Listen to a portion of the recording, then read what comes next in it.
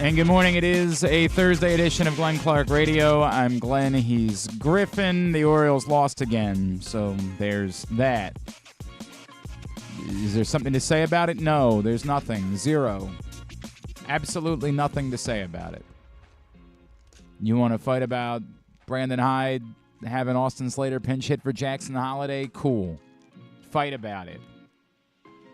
Jackson Holliday's been part of the problem. Yes, I get it. He came up with a big hit. Wonderful.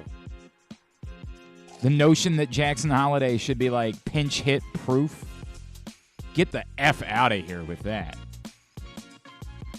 Now, I also understand that Austin Slater has been basically what Austin Slater was expected to be of late. So if your argument is Austin Slater shouldn't go into a game ever, fine. Got it. Understand. The problem is none of the arguments outweigh the others. The team's just not good. That's what you're mad about. The team's not good. And by the way, Brandon Hyde is on pace to pay for that. 1,000%. But it's not going to be because you think you know more than anybody else does. As I've been through this a million times, it's boring. You're boring. Well, you could just do this other thing. Yes, got it. You could do another thing. You, Griffin, the people over there, the girl that goes walking, nobody has any idea what the result would be. No one. No one. But you have solved the issue that you could do something else. And for that, you're very special. You're very pretty. I think your mother loves you. And, you know, maybe we can stop by Blockbuster Video and get like a Scooby-Doo movie to watch. It's just mind-numbing. Monsters Unleashed? That's probably the one. Yeah, if you say so. That's the one. Yeah. I'm in now. It's exhausting, man. The reason why Brandon Hyde is in line to potentially lose his job, and I can't tell you that he will. I'm saying that barring something completely unforeseen, I'll join the chorus, is because the team's bad. The geniuses that genuinely believe that they know better about every decision. And I've said this a million times. When it's not Brandon Hyde, if Mike Elias is still running the team and it's his input that still matters, then the next guy is going to be doing the same stuff. Now, it's not going to happen all the time. For example, Ryan O'Hearn didn't get pinch hit last night, despite them bringing in a lefty. Crushed a double. It's not always going to be the case, but they are going to 1,000% look at matchups. That's baseball, man. Welcome to it. And you can hate it, and you can be mad, and you can do all those things that you want to do, but thinking that that's... Also, my God, do you really believe that's the reason why they lost the game? Or do you think the reason why they lost the game is they're not a good baseball team? And they're not. They were once upon a time. They're not today. Sucks. I mean, it sucks. It sucks, too, because for the Orioles, that was an offensive explosion last night. That's as good as it was going to get. They scored 3 runs in one baseball game. Phew! I didn't know that was still allowed. It's what it is, man. It's just what it is. We weren't even here. By the way, a lot to do in the program today. We'll talk some Orioles because, sure, why not? Carlos Pena, MLB Network, will join us a little bit later on. Also coming up this morning, we'll preview Ravens-Cowboys. Steve Beuerlein, former NFL quarterback and longtime CBS NFL analyst. He's now working Cowboys games for Compass Media Networks. He'll join us to preview Dallas. We'll also talk to him about the Ravens. Our friend Gordon McGuinness from Pro Football Focus will join us to talk some Ravens as well. How bad really is it? We'll make our picks with our friend KZ. That's all on the way on a Thursday edition of the program. Today's program is brought to you by Live Casino and Hotel, where I'm going to be 1 week from tonight. 1 week from tonight, hanging out with you, trying to help your fantasy football team. And not me, because Lord knows I can't do that. but Joe Serpico can. And you can come hang out with us next Thursday night. Joe will be giving you personalized fantasy football consultations. Just stop in, hang out. Dallas, New York's the game next Thursday. Probably some baseball next Thursday as well. Not that I don't know that anybody's going to care to watch that, but it's what it is. I believe it's Orioles Yankees. We'll be on at the same time. We'll do all that. We'll have fun with it. If that means those cockroaches from New York are there because they want to watch like the Yankees and the Giants, then we'll make fun of them. We'll call them names. We'll ask them how Super Bowl 35 went for them. And I'm sure there are other pleasant memories that we have for Baltimore and New York. But yeah, the 1958 championship game. Huh?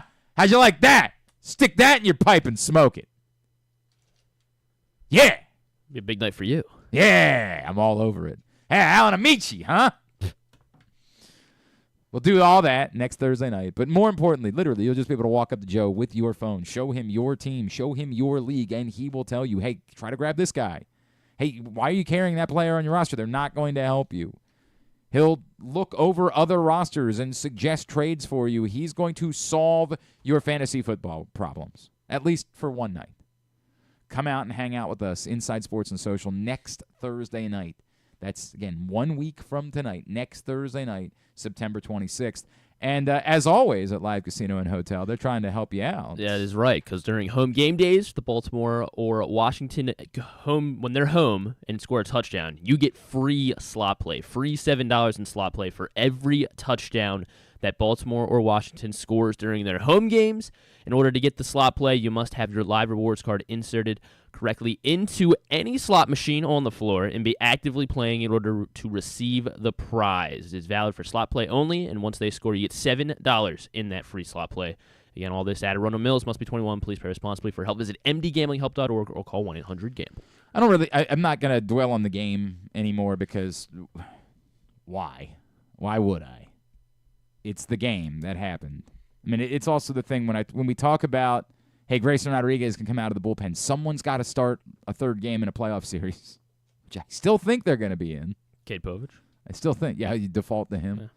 And I get it. Like, it just might be that Grayson Rodriguez isn't available, but trying to convince me to feel as fun as Albert Suarez has been, and as many times as we get to see good Dean Kramer, telling me to feel comfortable about one of those guys starting a potential game where your season's on the line. And I get we're all kind of wink, wink, nudge, nudging this because none of us believe the playoffs even matter at this point because we just sort of think the season's over. But I think they're probably going to be there anyway.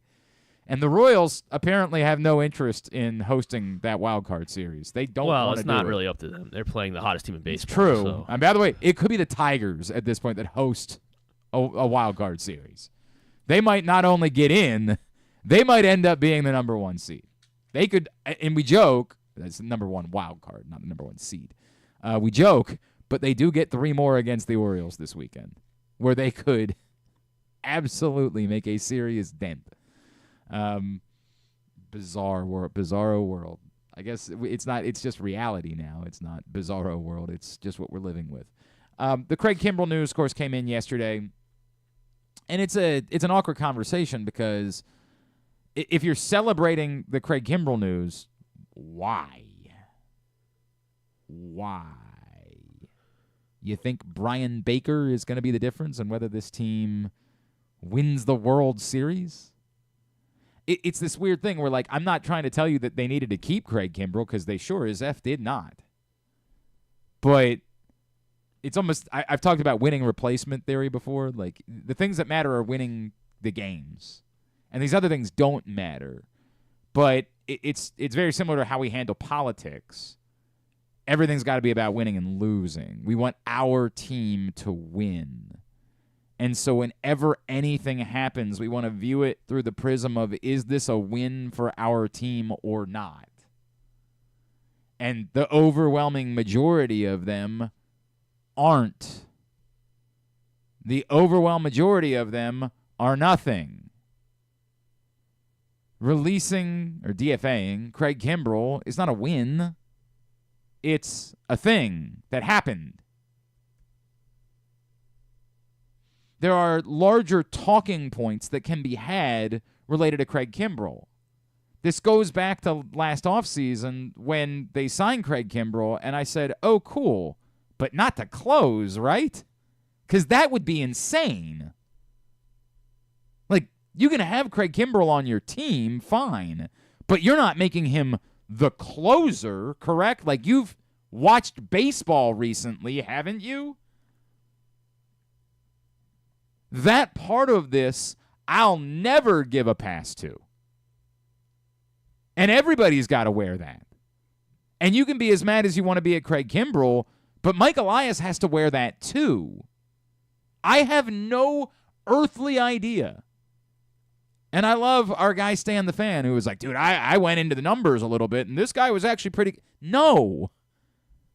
The story had been written between Craig Kimbrell literally being left entirely off playoff rosters and then being the downfall of what was the best team in the National League a year ago. The story had been written. Craig Kimbrell was no longer a high-level closer. If you're a bad team, if the games don't matter, do whatever you want.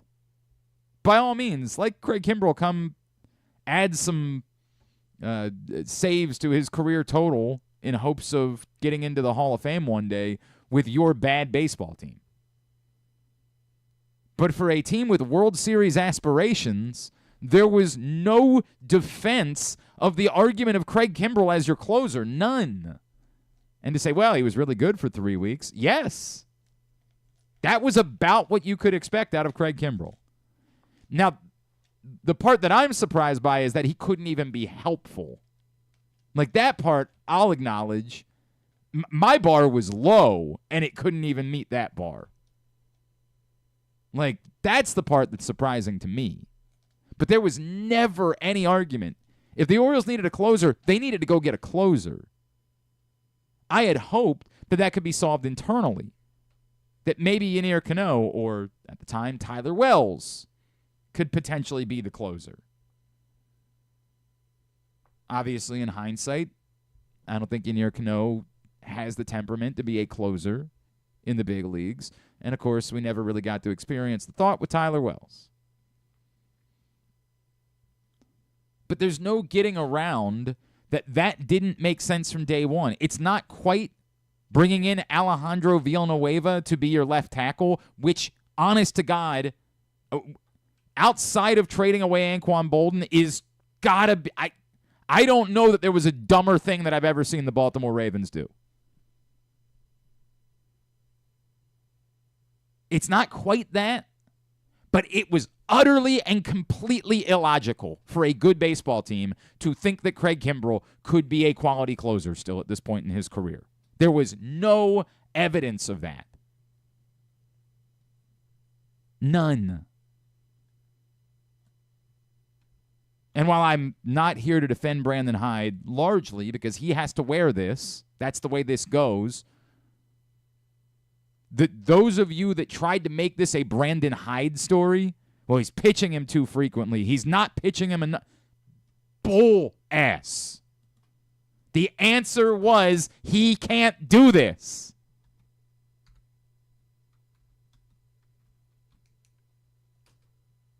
And it was shameful. And they got to wear it. It's not a bold decision now to do it. He couldn't help. They had to get past September 1st because they didn't want... Now, they waited 17 days longer than they needed to. But they had to get past September 1st because they didn't want him to be on somebody else's playoff roster in the bizarro world where just going somewhere else makes him pitch well for a little while. And again, his roster spot wasn't holding up someone else who was worthy of being on the roster. I can't even tell you definitively that he's the he's a bigger problem than Birch Smith, but part of that is because he's the guy they paid a bunch. Like, if they were both made equal, if it was take everything else away, I don't know which one of them would be less deserving of having a roster spot. If Craig Kimbrell wasn't held to a standard that he was never going to reach. I don't know.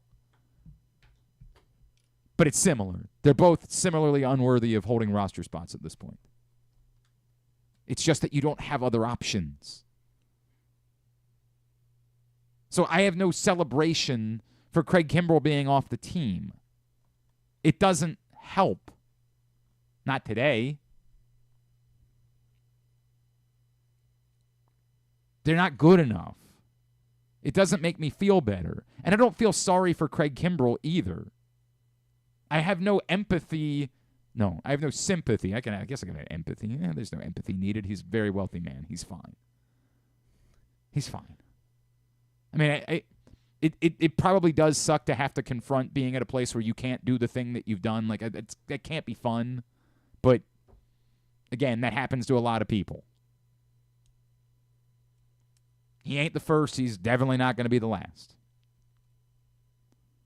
But I have no sympathy towards him. As I said before, he was a mercenary here. It has never mattered to me that Craig Kimbrell saved a lot of games and how flippantly people try to describe him as a Hall of Famer, which I've also said is asinine.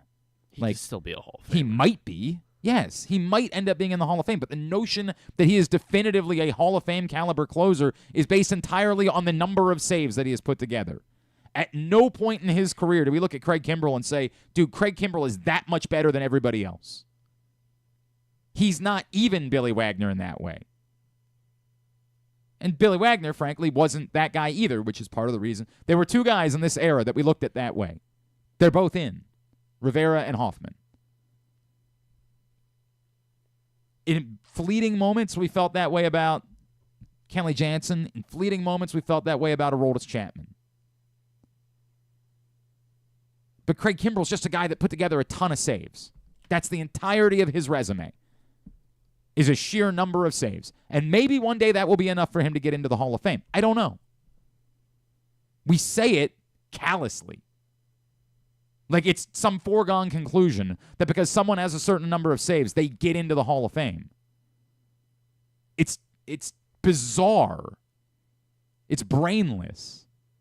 There's no editor to say, whoa, we're just saying that? We're just saying he's a future Hall of Famer? What are you basing that on? We just do that. But it's irrelevant to me. He didn't do that here. I said it a million times. You will get, when you do something in this city or for this team, I am absolutely willing to cling on for longer than necessary. You earn that. Right now, Justin Tucker's earning that. And I don't know that this is the end of Justin Tucker either. But Justin Tucker, if this was Matt Prater kicking for the Ravens right now, I'd demand him off the team. You don't earn that. You earn it when you do it for that team, when there's sweat equity involved. You've earned the right for me to say, hey, I'm not going to come out guns blazing. I'm going to wait. I'm going to give you a chance because you've earned that here. Craig Kimbrell hasn't earned anything in Baltimore. And again, whatever you're feeling towards Craig Kimbrell, that's got to go to Mike Elias. And there's no way around that. And I had some people say, well, maybe if new ownership had been in place earlier. I don't know. Because the Orioles, I don't think we're going to try to sign a long-term closer with Felix Bautista lingering behind. I don't know if it would have changed the thought process. I don't know. And at some point, that's going to be an awkward conversation to have about the totality of the way that business has gone for Mike Elias. But I don't know that you can use that as an excuse for him signing Craig Kimbrell.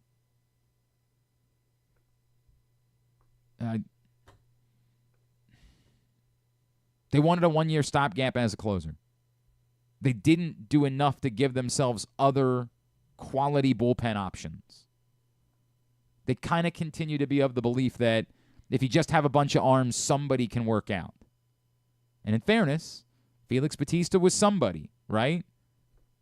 Not a high-level prospect, not a guy that we had thought about for a long time, but just a guy. and it worked out. Not prioritizing more quality arms. It's fair, and never in a million years was it okay or acceptable that the answer to be the closer was Craig Kimbrell. That was nuts. And that's not second-guessing.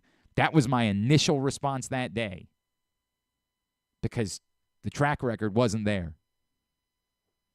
Not for a team that was trying to win. Today's show is also brought to you by the Arthur Millette Show, which returns Tuesday, October 1st. We'll be at the Green Turtle Sportsbook in Towson.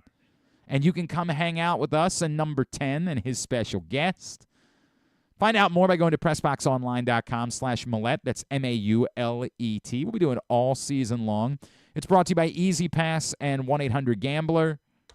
We want to see you Tuesday, October 1st. Green Turtle Sportsbook in Towson for the next Arthur Millette Show. Come hang out with us as we'll be talking with number 10. Look forward to that. Going to be an awful lot of fun. Coming up this Sunday down in Arlington, Ravens-Cowboys. Let's find out a little bit more right now about what the Cowboys really are because we've seen two very different results. Our next guest has done a ton of Ravens games over the years. He's now settled into a new role. He is the Cowboys color analyst for their games on Compass Media Networks. He is former NFL QB, Mr. Steve Beuerlein, and he's back with us now here on GCR. Steve, it's Glenn in Baltimore. It's always great to catch up with you, man. Thank you so much for taking the time for us. Thanks for having me on, Glenn. I always appreciate coming in and coming on and talking shop with you guys, even though it's 3 hours earlier on the West Coast. Things I do for you guys. Man, I didn't realize that, dude. Steve, thank you. I had no clue getting up early for us. I really appreciate that, man. I wouldn't do it for just anybody. Oh, you are. You're a legend, my friend, and I always appreciate it. Steve, week 1 or week 2, two very different games. Which is more representative of what you think the Dallas Cowboys are? Oh, that's a good question. I thought you were going that way on the Baltimore Ravens. Well, they've both been bad. So as far as the Cowboys, that game was from the very, very get-go was a complete embarrassment, demolition, whatever you want to call it, for the Dallas Cowboys. New Orleans started hot and never looked back. Dallas was a step slow all day long to the punch. They were completely out schemed on both sides of the ball. There was nothing positive you could take out of that game from the Cowboys' perspective against the Saints. Against Cleveland, it was a totally different type of ball game. I think they went into Cleveland in week 1 feeling like, okay, this is not going to be a day against the Cleveland Browns defense, who was, pretty much unbeatable in Cleveland in 2023. I think they went up just thinking, let's just protect the ball, try to get out in front of them. They're not very good on offense. Let's just try to get out of there with a win. But against New Orleans, they knew they had to go out and kind of light it up and play much better, much more aggressively offensively, and they couldn't do it. They could not stand there and go punch to punch with the New Orleans Saints. So it's very concerning. Which team I think is the most close to what we'll see the rest of the year? I don't think either one, really. I think the Cleveland Browns game, it was a lot easier than they expected. They didn't have to really, pull out all the stops to go after them. I think they need to just get a lot more consistent on both sides of the ball. I think they went in feeling pretty good about themselves into week 2, and they got punched in the mouth. So this is a game where both of these teams, week 3 game, I don't think there's been a more significant week 3 game in recent history because you got two teams with Super Bowl aspirations that are 0-2 that absolutely have to win this ball game. So it's going to be a lot of fun being in Dallas this weekend for sure. I agree wholeheartedly with that. I want to get a couple more on the Cowboys, and I do want to ask you about the Ravens. But it's weird because, Steve, it feels like on paper the Cowboys would be pretty one-dimensional offensively, right? Like they have one outstanding wide receiver, and then they have some other guys, and then a run game that, again, on paper, it looks non-existent. Is there more to the Cowboys' offense than meets the eye? And I'm not trying to suggest that even if there isn't, that doesn't mean that they can't come in and carve it up, because, hell, the Raiders were one-dimensional as hell with the worst quarterback and carved up the Ravens. Right. It's a head-scratcher. I think the Cowboys, everybody had the concerns about the run game. You let Tony Pollard go and you don't replace him with anybody other than, kind of a guy like Zeke Elliott that you're not sure how much gas he's got in the tank. And you got Rico Dowdle and you've got, Vaughn as, guys that are going to be effective at what they do best. But there's nobody you can really sit back and say, okay, this guy is a guy that the Cowboys can at least kind of build around in the running game. Dallas has always been, in recent history, a pass-first football team. Dak's led the NFL in almost every category, or been top 5 in almost every category the last few years. So they're going to be throwing the football. I think the loss that hasn't been discussed enough and hasn't been talked about enough is Jake Ferguson, the tight end. Yeah. He's the guy that really, I think, both in the run game and controlling the middle of the field to take some pressure off of CeeDee Lamb, is the guy that Dallas has to get back healthy and being a part of the mix because, as you said, if you look at their threats offensively and you say, if we shut down CeeDee Lamb, there's nobody else that scares you on that offense. And that puts a lot of pressure on Dak, and that puts a lot of pressure on, guys that haven't proven they can step up yet in the wide receiver. Brandon Cooks is a guy that's respected around the league, but he's on, I think, his 12th team. And it feels like that, doesn't it? Yeah, but he's productive. He's good. He doesn't scare anybody, though. And then you've got a bunch of guys that are trying to establish themselves in Tolbert and, the Turpins and the guys like that really haven't proven themselves yet. So it's going to be interesting to see how this thing evolves. I know the expectations are very high, but you're right on point with there's nothing that scares you about the run game. Defensively, I think was as astonishing as anything. What New Orleans did to Dallas defensively, Mike Zimmer, the new defensive coordinator for the Cowboys this year, had no answers for anything that Clint Kubiak and the New Orleans Saints threw at the Cowboys on Sunday. The Cowboys had no idea what was coming at them, and it was an embarrassment and a thorough undressing. And I think Mike Zimmer is, he's going to be on the warpath this week to kind of set the record straight. He is. Steve Beuerlein. He's with us here on GCR as we're getting ready for Ravens-Cowboys on Sunday. Steve, with that in mind, as you bring up that side of the ball, the problem in Baltimore is the offensive line, which has been dreadful. They got eaten alive by Chris Jones in Week 1. They got eaten alive by Max Crosby in Week 2. I think the fear about this matchup is, why wouldn't it be more of the same for Micah Parsons against this inexperienced and still trying to gel together offensive line? On paper, does it seem like that's an area where the Cowboys could have a huge advantage going into Sunday? Well, you would think, and I think that's what Mike Zimmer and Mike McCarthy will look at it as. We've got to have a big day. We've got to find ways to turn Micah Parsons loose, get creative, move him around, try to create matchup issues for the Baltimore Ravens. But the Ravens are going to look at the blueprint from the Saints, and what the Saints did that I kind of pointed it out early in the game. And by the way, the Ravens are the number one offense in the NFL right now, total offense. They had 450 yards last week against the Raiders, and they had 380 yards against the Chiefs in that first week. But they're just not able to consistently sustain. They were only 3 of 11 on third down against the Raiders. They had 11 penalties. They're shooting themselves in the foot. And I think what John Harbaugh is going to say is, let's get back to who we are. Let's be a physical football team. Let's play smart offensively, run right at them. And I think that's the way you attack the Dallas Cowboys. You run at Micah Parsons. You make him defend the run. You make him have to be physical at the point of attack, because that's going to take a toll on him as the game goes along. And then also it sets up the bootleg action. You don't want to be – every time the Saints tried to bootleg back toward the side that Micah Parsons was on, in other words, fake the run away from him and then roll toward him on the bootleg, Parsons doesn't buy it. He's athletic enough to really cause problems in the backfield for the quarterback.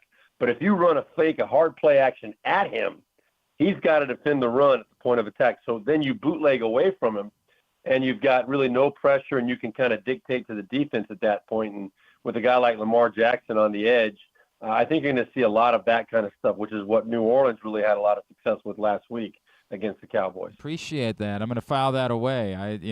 Maybe make a call over to the building and say, "Hey, Steve Beuerlein's got the answer for us. Go get the job done now." Because I think you make Micah Parsons tackle Derrick Henry. You make him take on whoever it is running the football. Just make him play the run first, and then that takes a little bit of gas out of his tank. Steve, from afar, how panicked would you be? Like, it's a weird position because we all know that the Ravens had no business losing at home to the Raiders. And with no disrespect, these are all NFL teams, but if you're going to be the team that we think that you're supposed to be, you don't lose games like that. But we also know this is the NFL and things happen. And it's not like they got bludgeoned. They lost late. There was a questionable pass interference call. I think questionable as being fair. I think it was an awful pass interference call that played a role in that. Right. They lost to the Chiefs in Kansas City, which is probably like the least harmful loss that anybody can have in the NFL all season long, and they lost by a toe in that situation. Right. So how bad really do you think things are in Baltimore? Like, nobody's happy being 0-2, but has it changed your opinion about the Ravens on the whole? Or do you still think that they are as dangerous as any team not named the Kansas City Chiefs?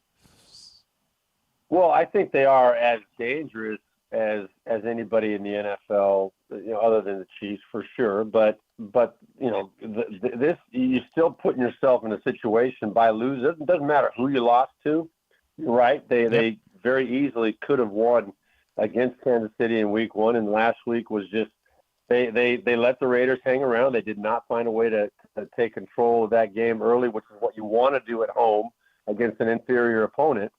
But the bottom line is that they're 0-2, and you go to 0-3. We all know the statistics and what the projections are as far as making it to the playoffs at that point.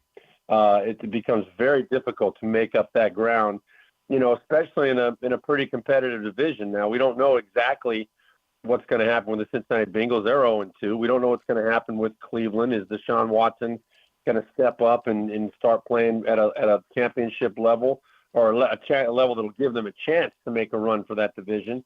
And then Pittsburgh just sitting there doing what Pittsburgh does. They're at 2-0.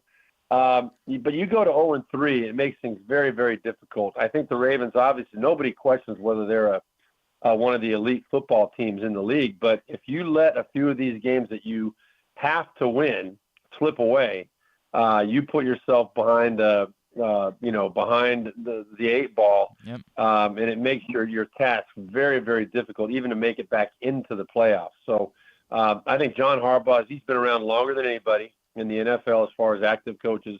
He knows the significance of this game. I think the Ravens will be ready to play, and they'll go into Dallas after watching what New Orleans did to Dallas and realize that, hey, this team can be beaten in Dallas. Green Bay in the playoffs last year, and New Orleans in Week 2 this year went into Dallas and just dominated the Cowboys.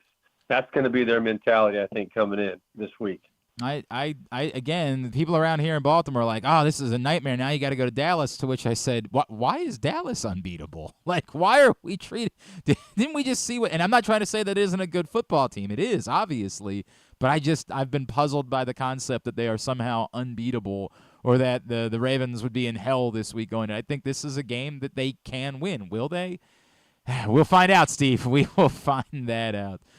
Hey, if I could, we will find out. Before I let you go, I just saw, I was on your Twitter and I saw that the last thing you had tweeted about was Tua, and I I wonder, what you think about. It's so easy for everybody else to say, "Hey, man, stop playing. It's not worth it." And it's not your money. It's not your livelihood. And it feels like you're saying the right thing, right? Because it feels like you're saying, "Hey, health should come before all of that." But it's such a complicated thing. And I'm uncomfortable ever thinking that I know what a human being should do with their health.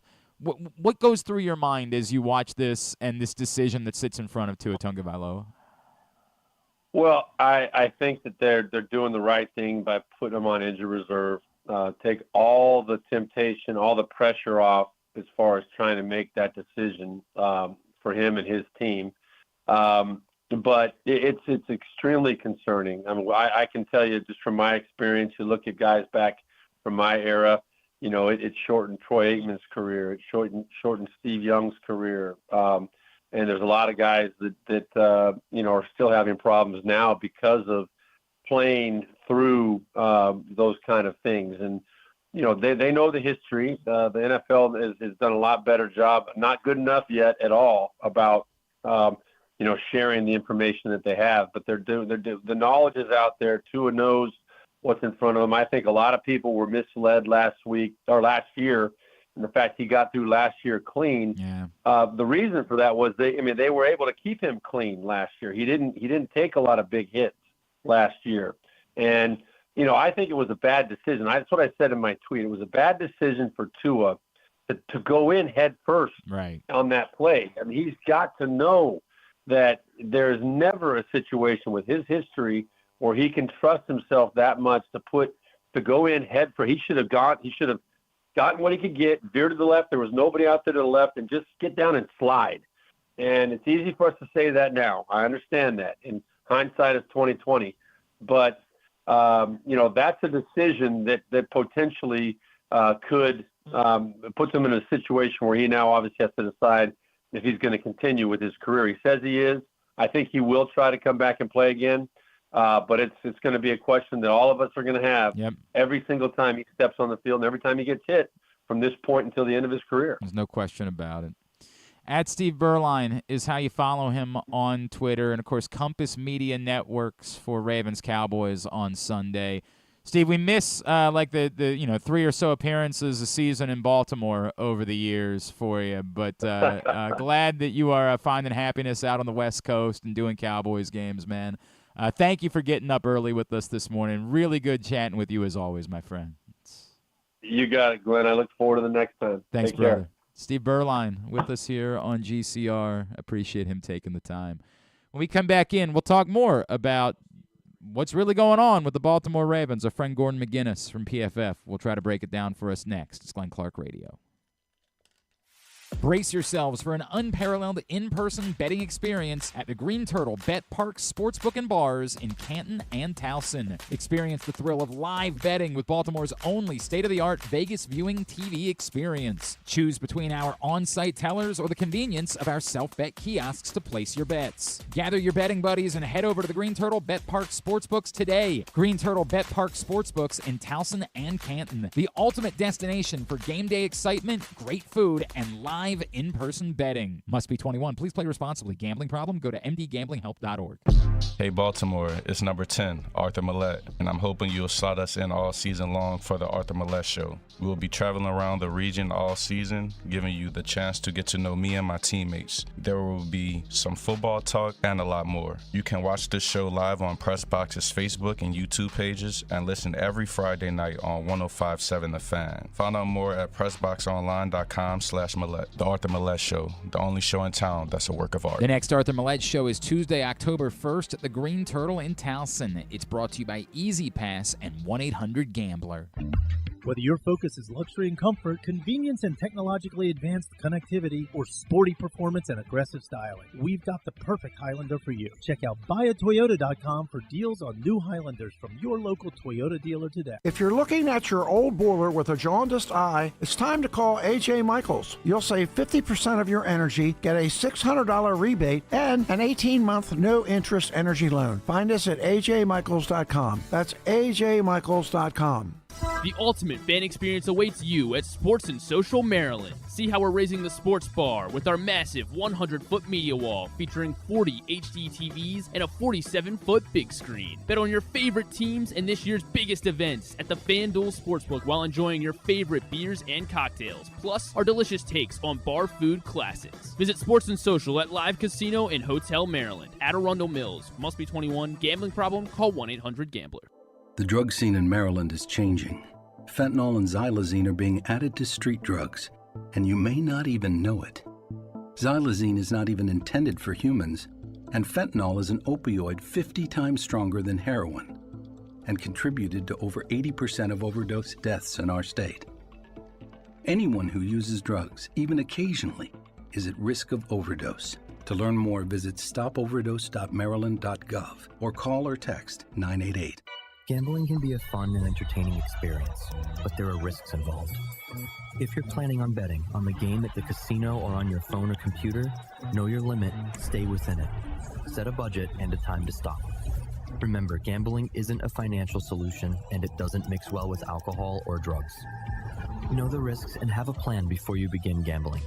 For free and confidential services, call 1-800-GAMBLER 24/7 or go to helpmygamblingproblem.org. Driving in Maryland? Did you know an Easy Pass from DriveEasyMD.com can save you time and money?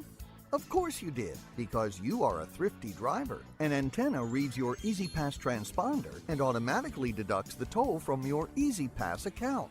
There, you just saved money with Easy Pass, all without slowing or receiving a notice in the mail. Well done, thrifty driver, well done. Get your Easy Pass at DriveEasyMD.com. Contrary to what some people believe, I actually like this guy when he sleeps. Glenn Clark, talking sports. All right, back in here on GCR as we continue on a Thursday edition of the program. Today's show also brought to you by County Sports Zone. CountySports.zone is the best place to find out everything in local high school sports all over the state of Maryland. So not just here in the Baltimore region, but Western Maryland, Eastern Shore, D.C. suburbs. They got you covered. Private schools, public schools, and it's not just football, it's soccer, it's field hockey, it's every sport, every score, every team, every level, everything you need to know about high school sports. Find it, CountySports.zone, proudly sponsored by your local Toyota dealer and buyatoyota.com. All right, how bad are things really for the Baltimore Ravens? Let's ask someone who does a deeper dive on this type of stuff. You, of course, know his work from PFF. He is our friend Gordon McGuinness, our favorite Scottish man, and he is back with us here on GCR. Gordon, it's Glenn. It's always good to chat with you, man. Thank you so much for taking the time for us. Yeah, thanks for having me. Absolutely. So I ask it broadly, Gordon, are things as bad as everyone in Baltimore seems to think they are? I don't think they are. I understand why the sky does feel like it's fallen a little bit. I think people can accept the loss to the Chiefs, and because it was a close game, the home loss to the Raiders feels like a far bigger deal. I do think the important context I would have in how that game kind of unraveled is at the end of the first half, there was like a 50-50 holding call on Ronnie Stanley that just destroyed a drive. Now, I understand why that gets called. I'm not saying it's a terrible call. I just think it's one of those like 50-50 type of calls that sometimes doesn't get called, sometimes it does. Same with the Brandon Stevens defensive pass interference call at the end of the game. You can see why that's called. It's two guys hand fighting, so sometimes that isn't going to be called. I think even Gene Steratore after the game said it wasn't. Those are two plays that do flip the game quite a lot and quite significantly. And one of the things that I harp on about quite a lot that I think a lot of people would disagree with me on is the nature of football is that sometimes there is a huge element of luck that goes into it, and that's a couple of plays that did impact it a little bit. That being said, and I think we'll probably get into this now, there are definitely some concerns on the roster, in particular up front on the offensive line. So that one's the one. Let me save that one, because let me go to the one first that I feel like is an anomaly, and that's the number of pass yards they've given up. And it feels like that is driven a little bit by like the Raiders completely abandoning the run game and not even attempting. Is the pass defense as bad as the numbers suggest they are, or is that just small sample size, unique nature, still a new defensive coordinator, something that you think there will be a course correction with in the coming weeks? I think so, yeah. I think it's a little bit of miscommunications that's happened. We saw in week 1 there was miscommunication on the Xavier Worthy pass and touchdown. So I think that plays an impact. Patrick Mahomes was really good in the opening week of the season, so that impacts your pass defense when you go up against a guy who is the best at his position. He's playing really well. And then to the point you just made there, the Raiders had to chase the game, and they had to throw the ball downfield a little bit more. So I think there is a lot in the fact that as the season wears on, I think they'll get better against the pass. All right, now the thing is what's going on up front. And I guess to put it broadly, are we at a point where we have a definitive answer about any of the 3 question marks on the offensive line? Andrew Voorhees, Daniel Faalele, Patrick McCary at right tackle, that we know they're not good enough, or is this still falling into the category of Green, what we could have expected, there's still time for them to get this figured out? There definitely is still time for them to get things figured out. Like this week, for example, it's a huge get-right game for the interior offensive line because Dallas have been really bad on the defensive interior. They've just been destroyed by opposing teams up front. So there is an opportunity for the Ravens to have a get-right game this week. And I think there's different issues in all three of those spots. So Andrew Voorhees, for example, he's struggling with processing when it comes to dealing with when defenses stunt and have some late movement and things like that. We saw the very same thing happen from Tyler Linderbaum as a rookie center, whereby he just wasn't great at dealing with those things. It's a lot easier to feel good about that getting figured out as the season wears on because we've seen that happen in the past and we know he's just an inexperienced player. Right tackle, realistically, it seems likely that Patrick McCary is there to pass that job off to Roger Rosengarten at some point during the season. And then you have Daniel Faalele, who, they went with him at right guard to start the season. I think everyone was really surprised that it wasn't Ben Cleveland. And he's not struggling when it comes to guys just trying to go straight through him. So he's like one of the better guards in the NFL at dealing with bull rushes as a pass blocker. Okay. But where he's really struggling is when guys just get around outside him. He's not quick enough to get out and prevent those things and see a number of snaps. Also struggles, by the way, against stunts. But when guys are straight up one-on-one against him, he can get beat around the edge pretty quickly. So, I think realistically we're going to see Roger Rosengarten at right tackle. It wouldn't surprise me if the solution at right guard is not Ben Cleveland, as much as I think most fans would be disappointed there, and if the Ravens don't consider kicking Patrick McCary inside to guard first. That, by the way, to me, and I know it was a small sample size, but what we saw of Roger Rosengarten on Sunday looked like someone that he looked the part to me in that small, and I get it, it wasn't a whole lot of snaps, and people would point out, hey, Ben Cleveland looked the part for 2 weeks last season.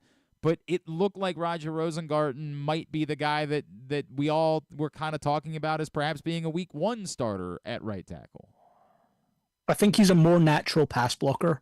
And the thing with the Ravens offensive line is that as bad as they have been run blocking, with the exception of Ronnie Stanley and Tyler Linderbaum, as bad as they've been run blocking up front, efficiency-wise, they're actually still around about the top 10 in the NFL. And that's because they have Lamar Jackson. Right. Lamar Jackson just changes the physics for an opposing defense that changes how you can do that. So you gain yards before contact that you wouldn't have had with a different quarterback in there. So they can get by as much as they're struggling. They can get by with the offensive line in that regard.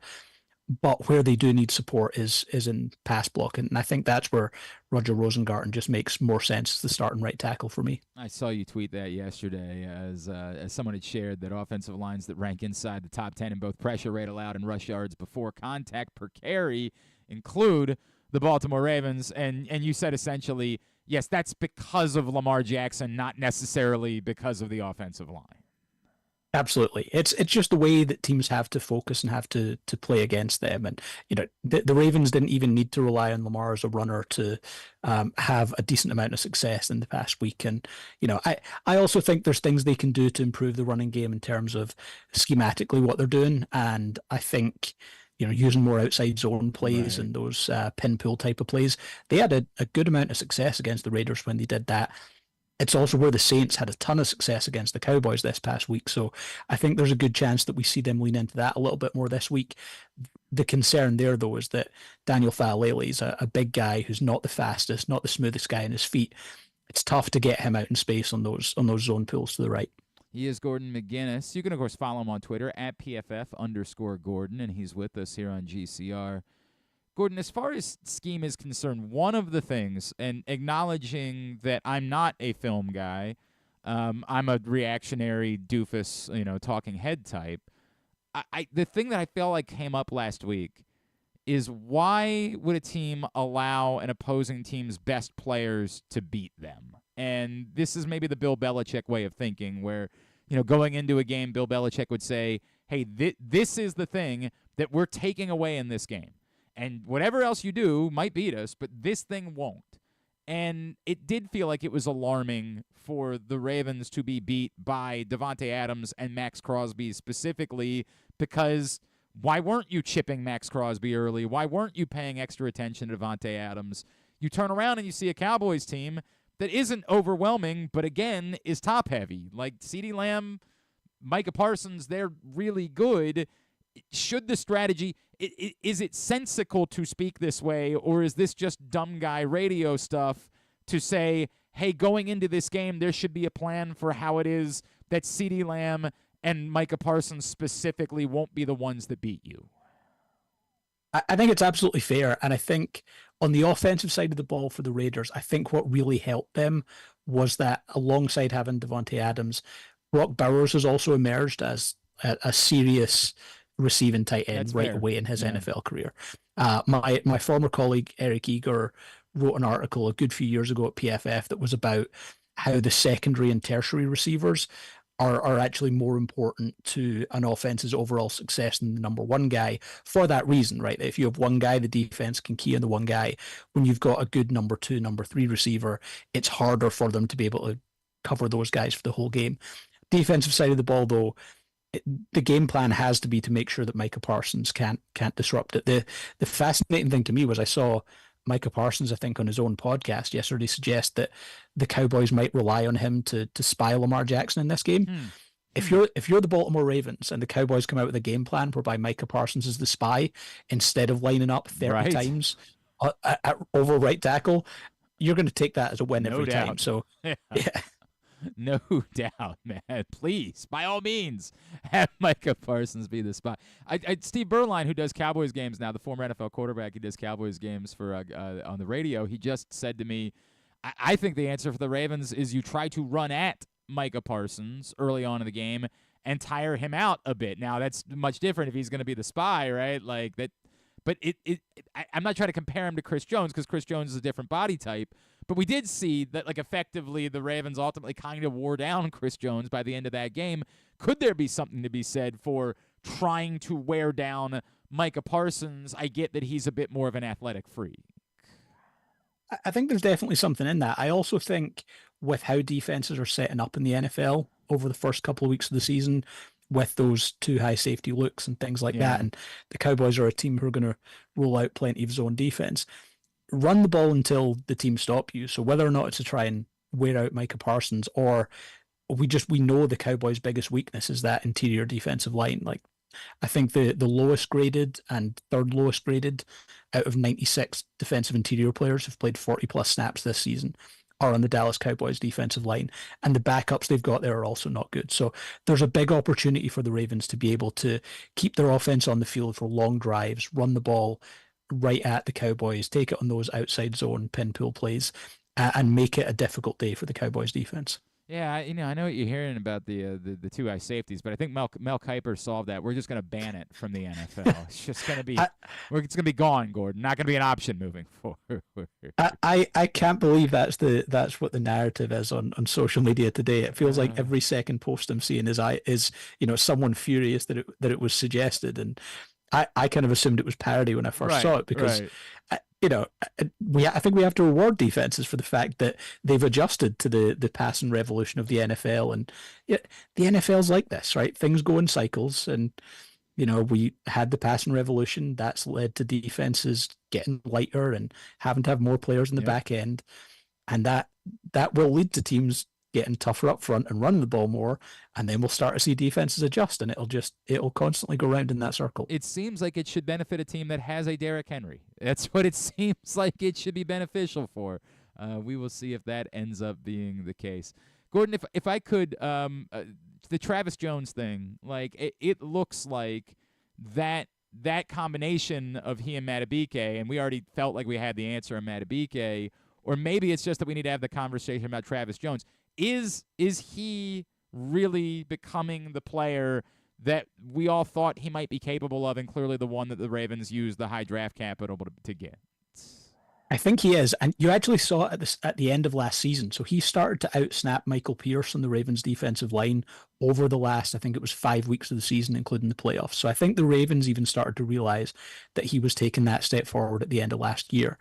And he had one pressure, I think it was on the Kyle Van Noy sack this week, where he just blew right past the left guard. So he's taken a huge step forward. I think that's something that on the Ravens defense will help them grow, is Travis Jones taking the step forward. Odafe Owe is looking more like a complete edge defender this year. So there's plenty of reasons for optimism there. All right, sir, what can I plug for you, my friend? Yeah, I mean, if people want to go check out pff.com, we actually just started rolling out a bunch of different metrics that we're trying in article form that maybe will make their way into the tools at some point. So the one I mentioned earlier was just that Daniel Faalele is good at anchoring against bull rushes. Ronnie Stanley's up there as well. So I'd encourage everyone to go and check that out. Awesome, man. At PFF_Gordon, as always, is how you follow him. Really enjoy our conversations. Thank you for taking the time for us. Let's talk again real soon, all right? Yeah, thanks very much.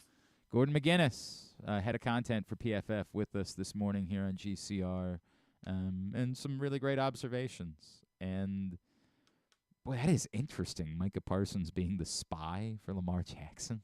So since he says it on his podcast, yeah, how much is that him is? trying to put that out there to subterfuge? Ravens are like, oh, okay, we don't have to. Yeah, I mean, I guess if that really was the strategy, then they just probably a bunch of reverse psychology going back and forth and back and forth. Oh man, I have no idea. I do agree with them that I ultimately think that, like, and I'm not telling you that I'm opposed to Ben Cleveland, but I ultimately think that the answer is Rosengarten at right tackle and McCary at right guard. I am just not the Ben Cleveland truther that some of you are. And neither is John Harbaugh either. So, like, well, I mean, that part is obvious, but it's beyond that. Like, I don't think that 2 games of evidence of him playing well is us, like, suddenly saying, well, he's definitively the answer. If, by the way, they ran out Ben Cleveland this week, I'd say, okay, cool, because I get it. That what we're really feeling is that Daniel Faalele truthfully isn't good enough, and that do something else. Gordon's point that it's a little bit more complicated than that it's really more about Daniel Faalele's athleticism and his ability to get out, like he's handling bull rushes. It's just that there are other things that he is susceptible to, and the question is, will that change, or is his body type so much so that that can't change? And that maybe it would be a similar problem for Ben Cleveland, given his body type. I don't know. Don't have that answer. Hour number 1 of today's program is in the books. A reminder that we will be with you following Baltimore-Dallas on Sunday for Project Game Day. PressBoxOnline.com/GameDay.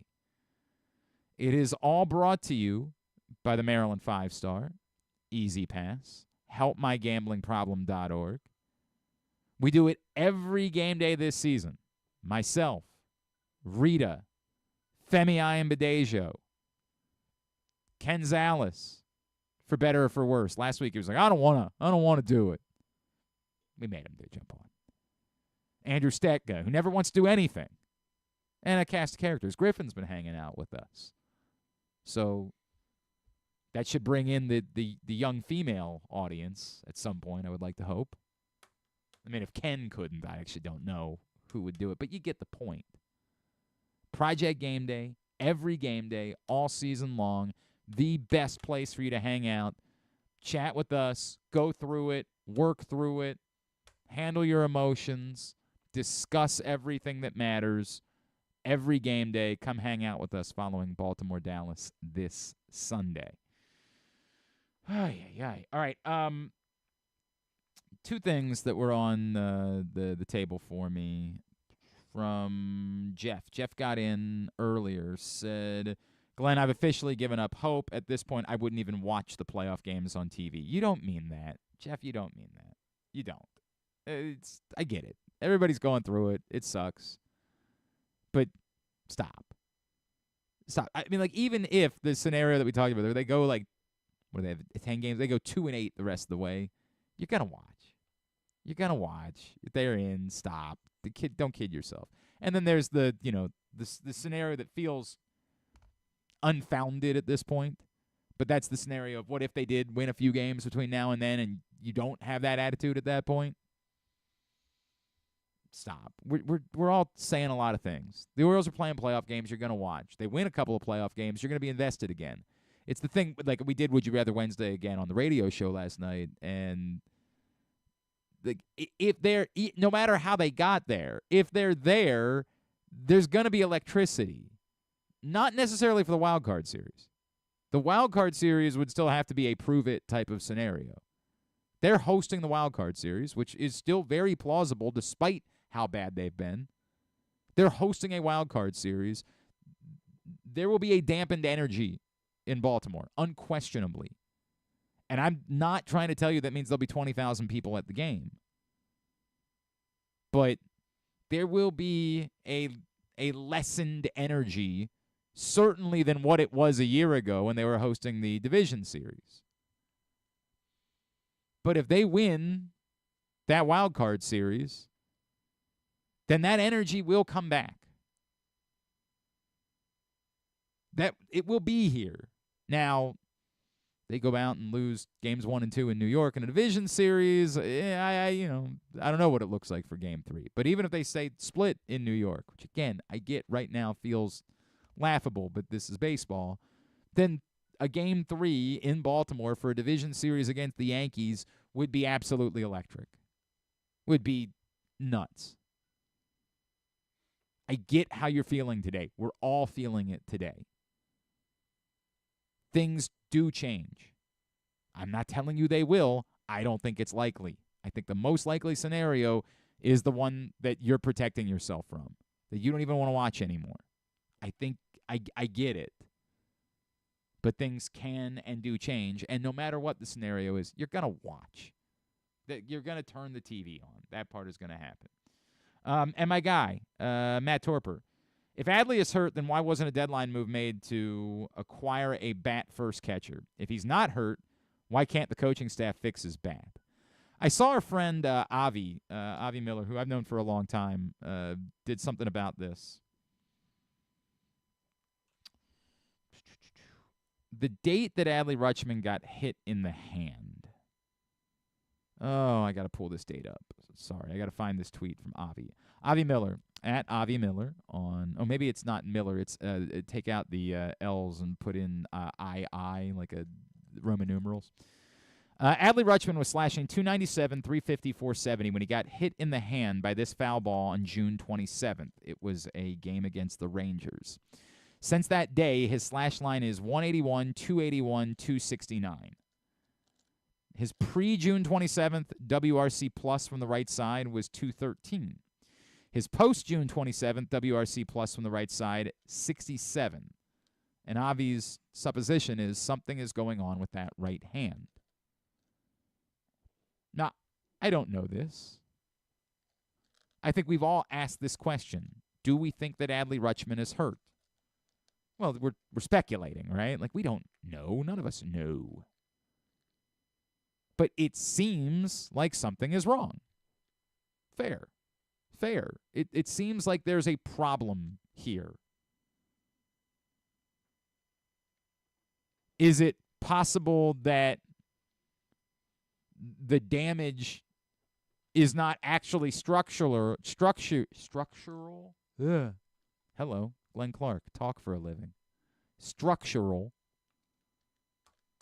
I'm going to say it 10 times fast. Structural. Now I'm a genius. Now I don't say anything better. And so it's just a pain. And so the team can't diagnose it, or is that possible? I guess that's possible, and that's the reason why they weren't panicked about it, and they didn't think they needed to prioritize that at the deadline. I think it's fair to say that we believe the Orioles needed to get one more legitimate bat at the deadline no matter what, particularly legitimate right-handed bat. And again, in dissecting how we got here, like, would it have been a catcher? Unless Adley Rutschman told them that there was a specific injury, then no, I don't think that it would have been a catcher. But I think it's absolutely a legitimate complaint or criticism of what happened that they didn't acquire one more legitimate bat, because Eloy Jimenez is not a legitimate bat. Austin Slater, of course, is not a legitimate bat. That's a completely legitimate criticism. That to think this team was impervious offensively was foolhardy. I don't know that without having that knowledge, they could have gotten specifically a catcher.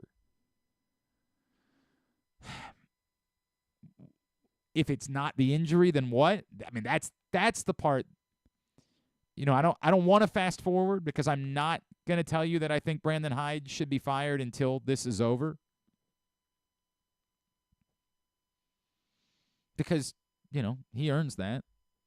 He earns the right for us to look at the complete story. And if, again, at the death, the Orioles do figure it out, a la the Texas Rangers, then we react to that. I don't like to be the person that thinks they can predict the future. My gut tells me it's going to be disappointment, but I don't know that. I'm telling you that if this goes the way that it goes, then I'm going to join those of you that say that Brandon Hyde should lose his job because of it. That doesn't mean that I think or that I know he will. It's me saying this has been so bad that in order to move on from it, I do believe it requires significant change. This was so unacceptable that it requires dramatic change. Again, I'm not there yet, because crazy as it sounds, what if next week they go sweep the Yankees and they all of a sudden have a ton of life, and Danny Coulomb made a rehab appearance last night, and you know Ramon Arias is rehabbing, and Jordan Westberg's rehabbing, and it sounds bonkers to think that the season could still be saved, but maybe. And while, yes, injuries are the biggest story of what's happened to the Orioles, those types of questions, why it's been so bad for Adley Rutschman, I can't give you that answer. And to me, you get to that point, it's all part of the story as to why I'll say, okay, this requires that type of significant change, which isn't me blaming Brandon Hyde for it. And if internally within the organization, they said,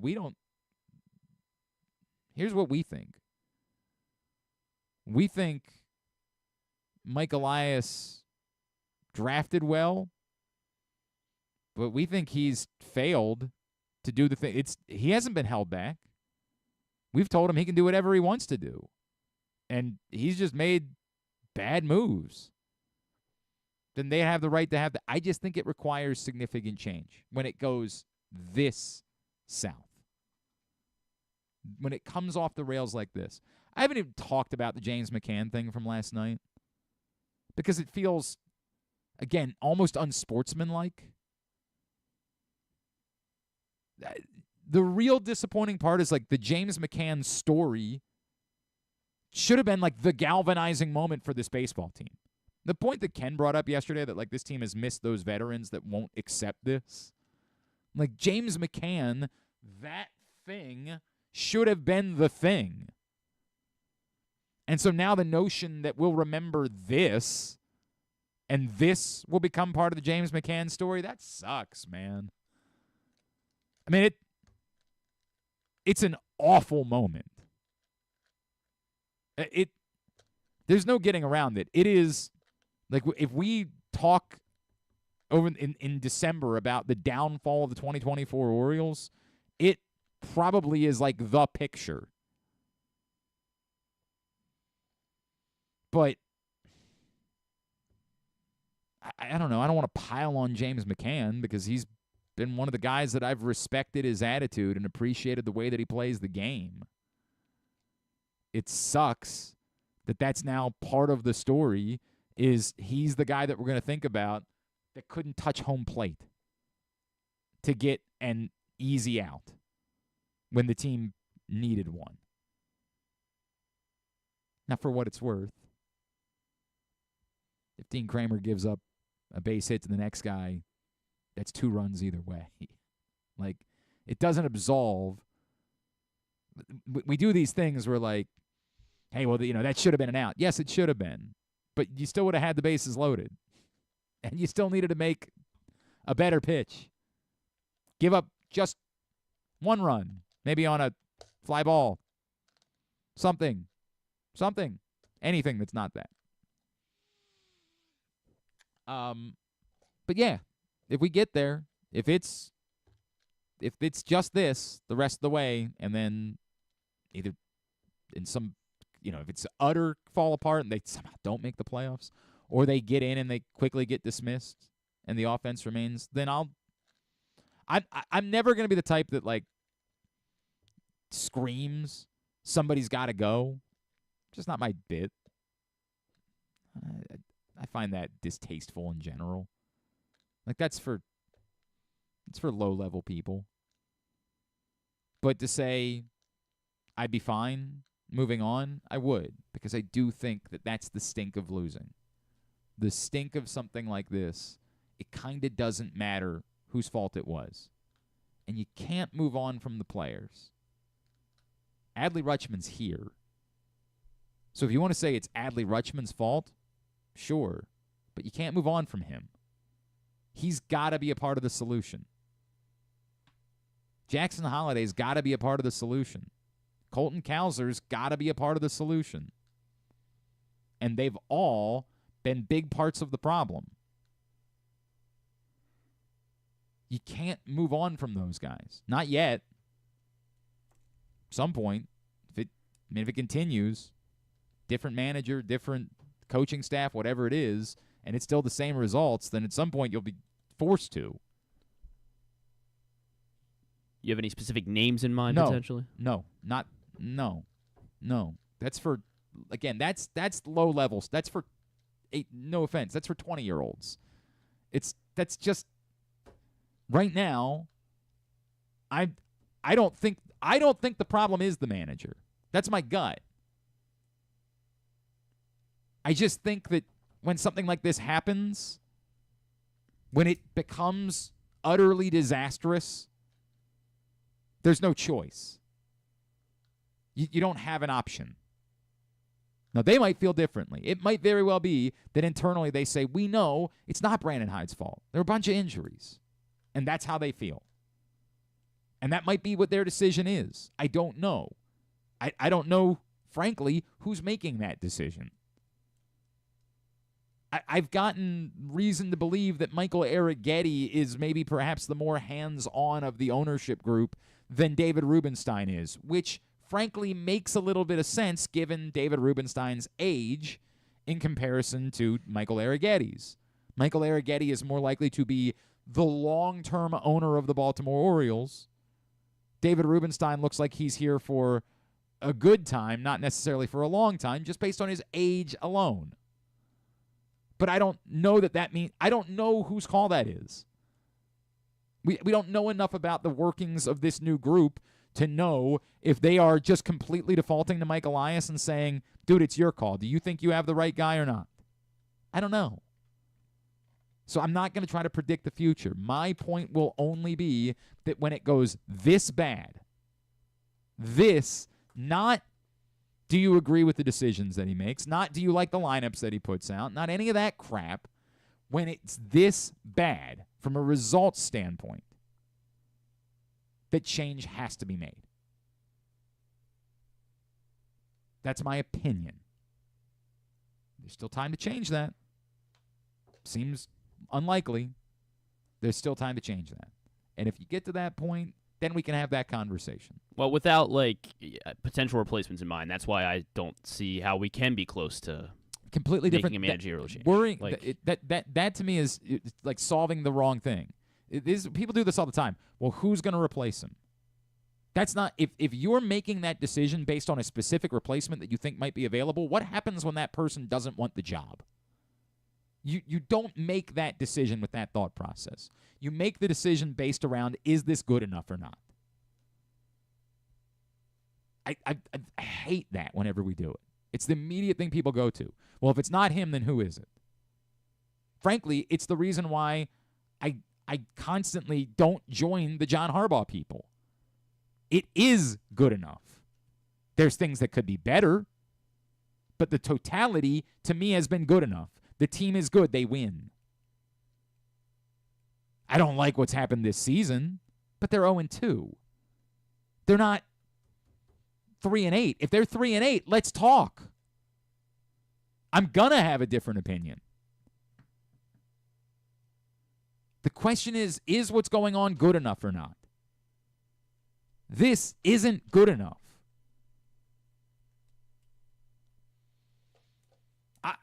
I'm telling you that my opinion's evolved on Elias too. I'm not going to do the bit that, I'm not going to become Jason Lockenfora and start screaming about how I know better. But the thing that I've always said about Mike Elias is we know he can guide a rebuild, but we don't know about his ability to turn that into winning a championship. We have no clue.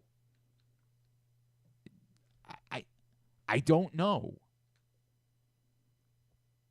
And yeah, Corbin Burns, on the whole, good trade. Zach Eflin, on the whole, looks like a good trade. And a few of these guys that he's found, Ryan O'Hearn was a find for a while. Now that, again, in the margins, right? Because the moment they needed Ryan O'Hearn to be something more than a platoon bat, he wasn't able to do that. So we have to be careful about this, too. Because even some of the things we want to give him credit for, Albert Suarez, for example. Yes. For the most part. Manuel Rivera. Yeah, that's nothing. I don't know, and it's a complicated conversation because, again, how much of that in the past was limited by the ownership that he was working with, how much it might be limited by the current ownership. Has the current ownership come in and said, dude, we're not trying to raise the payroll a boatload? Like, we're not making 100 games, 101 games. We're not making that type of money here. It's the Baltimore Orioles.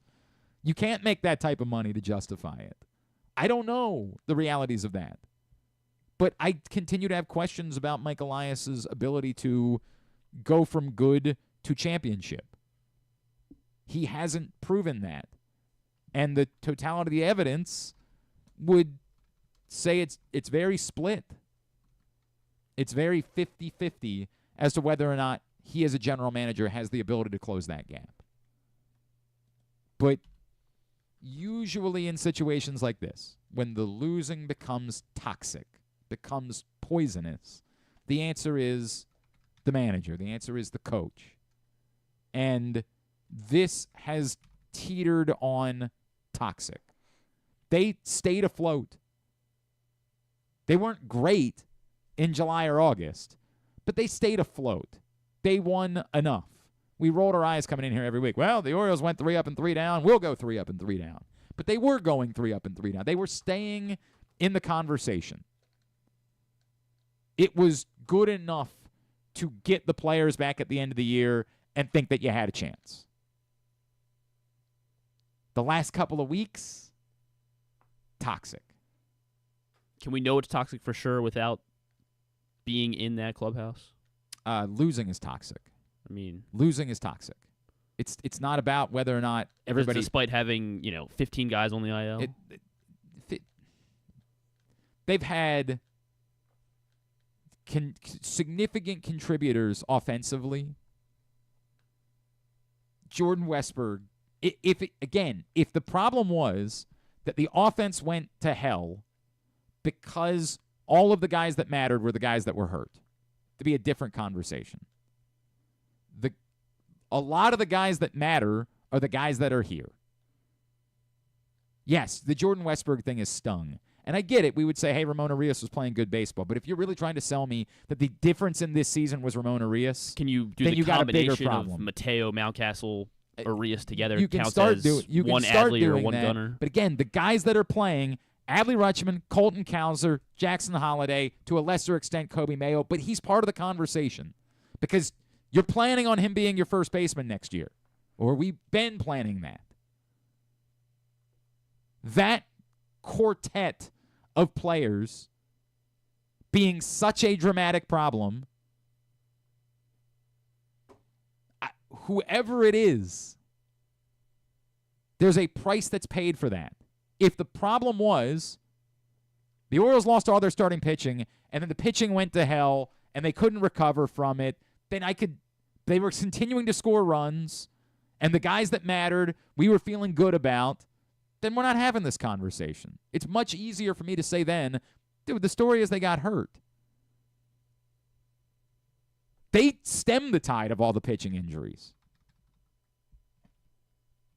The problem is the guys that need to be a part of the solution moving forward. And that's what makes it toxic.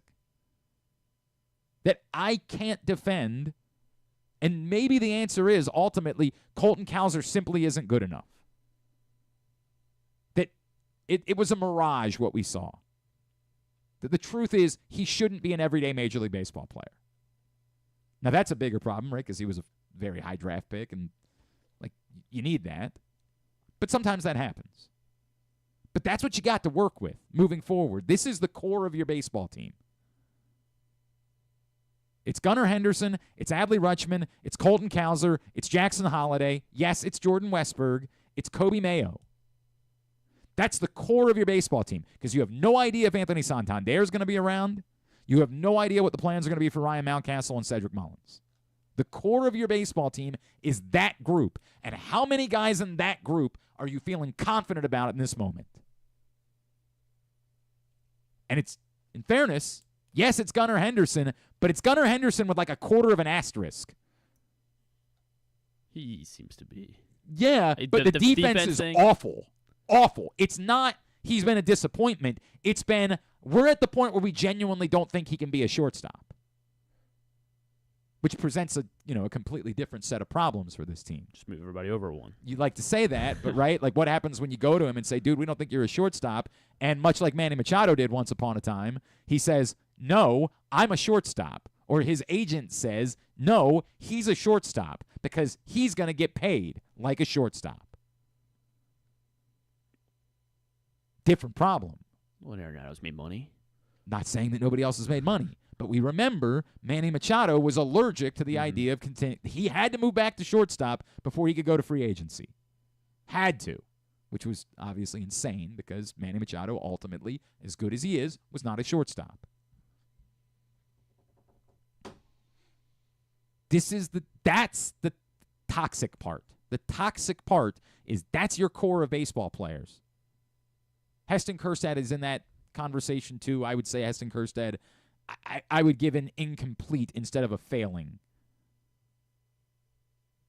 But maybe somebody would say if you're doing that, you should do the same thing for Kobe Mayo. It just looks so bad for Kobe Mayo that I don't know how to handle that. I guess certainly alarming the fact that all these guys have come up and struggled immensely, as soon all as they come up. At the same time. That part is the part that makes it toxic. Because again, is it Brandon Hyde's fault? Don't know. But that's the part where you say, but I feel inclined to see if somebody else can't figure that out. Because it might ultimately be that we've just missed on our evaluations of these players. Maybe we'll find that out. That's going to be a much bigger problem for the Orioles if that's the case. This is your core. You got to win with this group. You can add pieces in. You can spend some money. But this is the bulk of the team that's coming back next year. That's what it is. And for us to look at that, again, how many players is that? I guess you're still feeling good about Westberg, so the injury is aside. So you feel largely good about Gunnar, good about Westberg, and then Rutschman, Kowser, Holiday, Mayo, Kjerstad. That's 5/7 of your core that you don't feel good about. That's toxic. That's disastrous.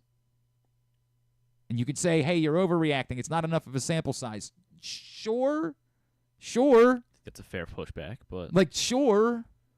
But who's playing next season? Those 7. If you want to feel like this team can win a World Series next year, you got to feel good about that group. And you can't today. All right, I've done enough. I've said it more than I was, but it's Carlos Pena's fault for not answering the phone. Come back in. We'll make some picks. KZ will be with us. We'll get into that. And if you want more baseball conversation, of course, Stan the Fan, Luke Jackson, Ross Grimsley. They do it every Monday. Good, bad, indifferent, whatever's going on, they are breaking it down. They are talking about it and trying to make sense of it. And you can find that Facebook.com/PressBoxSports. If you miss it live, YouTube.com/PressBoxOnline or PressBoxOnline.com/video. It's Glenn Clark Radio. The ultimate fan experience awaits you at Sports and Social Maryland. See how we're raising the sports bar with our massive 100-foot media wall featuring 40 HD TVs and a 47-foot big screen. Bet on your favorite teams and this year's biggest events at the FanDuel Sportsbook while enjoying your favorite beers and cocktails, plus our delicious takes on bar food classics. Visit Sports and Social at Live Casino and Hotel Maryland at Arundel Mills. Must be 21. Gambling problem? Call 1-800-GAMBLER. Driving in Maryland? Did you know an Easy Pass from DriveEasyMD.com can save you time and money? Of course you did, because you are a thrifty driver. An antenna reads your Easy Pass transponder and automatically deducts the toll from your Easy Pass account. Learn more at DriveEasyMD.com. PressBox's Project Game Day is the place to be after every game this season. Join Glenn Clark, Rita Hubbard, Super Bowl 35 champion Femi Ayanbadejo, and our cast of regulars as they break down what happened, why it mattered, and what it means moving forward. You can watch the show at PressBoxOnline.com/GameDay or PressBox's Facebook and YouTube pages. Project Game Day is brought to you by the Green Turtle Sportsbook in Towson and Canton, Easy Pass, and HelpMyGamblingProblem.org. So join us for Project Game Day after every game day this football season at PressBoxOnline.com/GameDay. Treat yourself and taste the Baltimore tradition that is the legendary Costas Inn. Hey, it's Stan the Fan Charles. For over 50 years, the Costas Inn has been a Baltimore original, dishing out their legendary fat, delicious, award-winning crab cakes and steamed crabs. It's crab season, so sit back and crack some crabs while watching the Birds pursue another divisional title on Costas' 15 TVs. On Monday night, the Costas Inn offers their half-pound jumbo lump crab cake with 2 sides for under $30. So head on down to the Costas Inn today at 4100 North Point Boulevard or visit them at CostasInn.com. The votes were all counted, and the results are official. Royal Farms was named #1 for food in the USA Today 10 Best poll, receiving more votes than any other convenience store chain in America. The next time you want to get some good food fast, doesn't it make sense to go to Royal Farms? Voted best in the USA and home of world-famous chicken. Real fresh, real fast, Royal Farms. Gambling can be a fun and entertaining experience, but there are risks involved. If you're planning on betting on the game at the casino or on your phone or computer, know your limit, stay within it. Set a budget and a time to stop. Remember, gambling isn't a financial solution, and it doesn't mix well with alcohol or drugs. Know the risks and have a plan before you begin gambling. For free and confidential services, call 1-800-GAMBLER 24/7 or go to helpmygamblingproblem.org.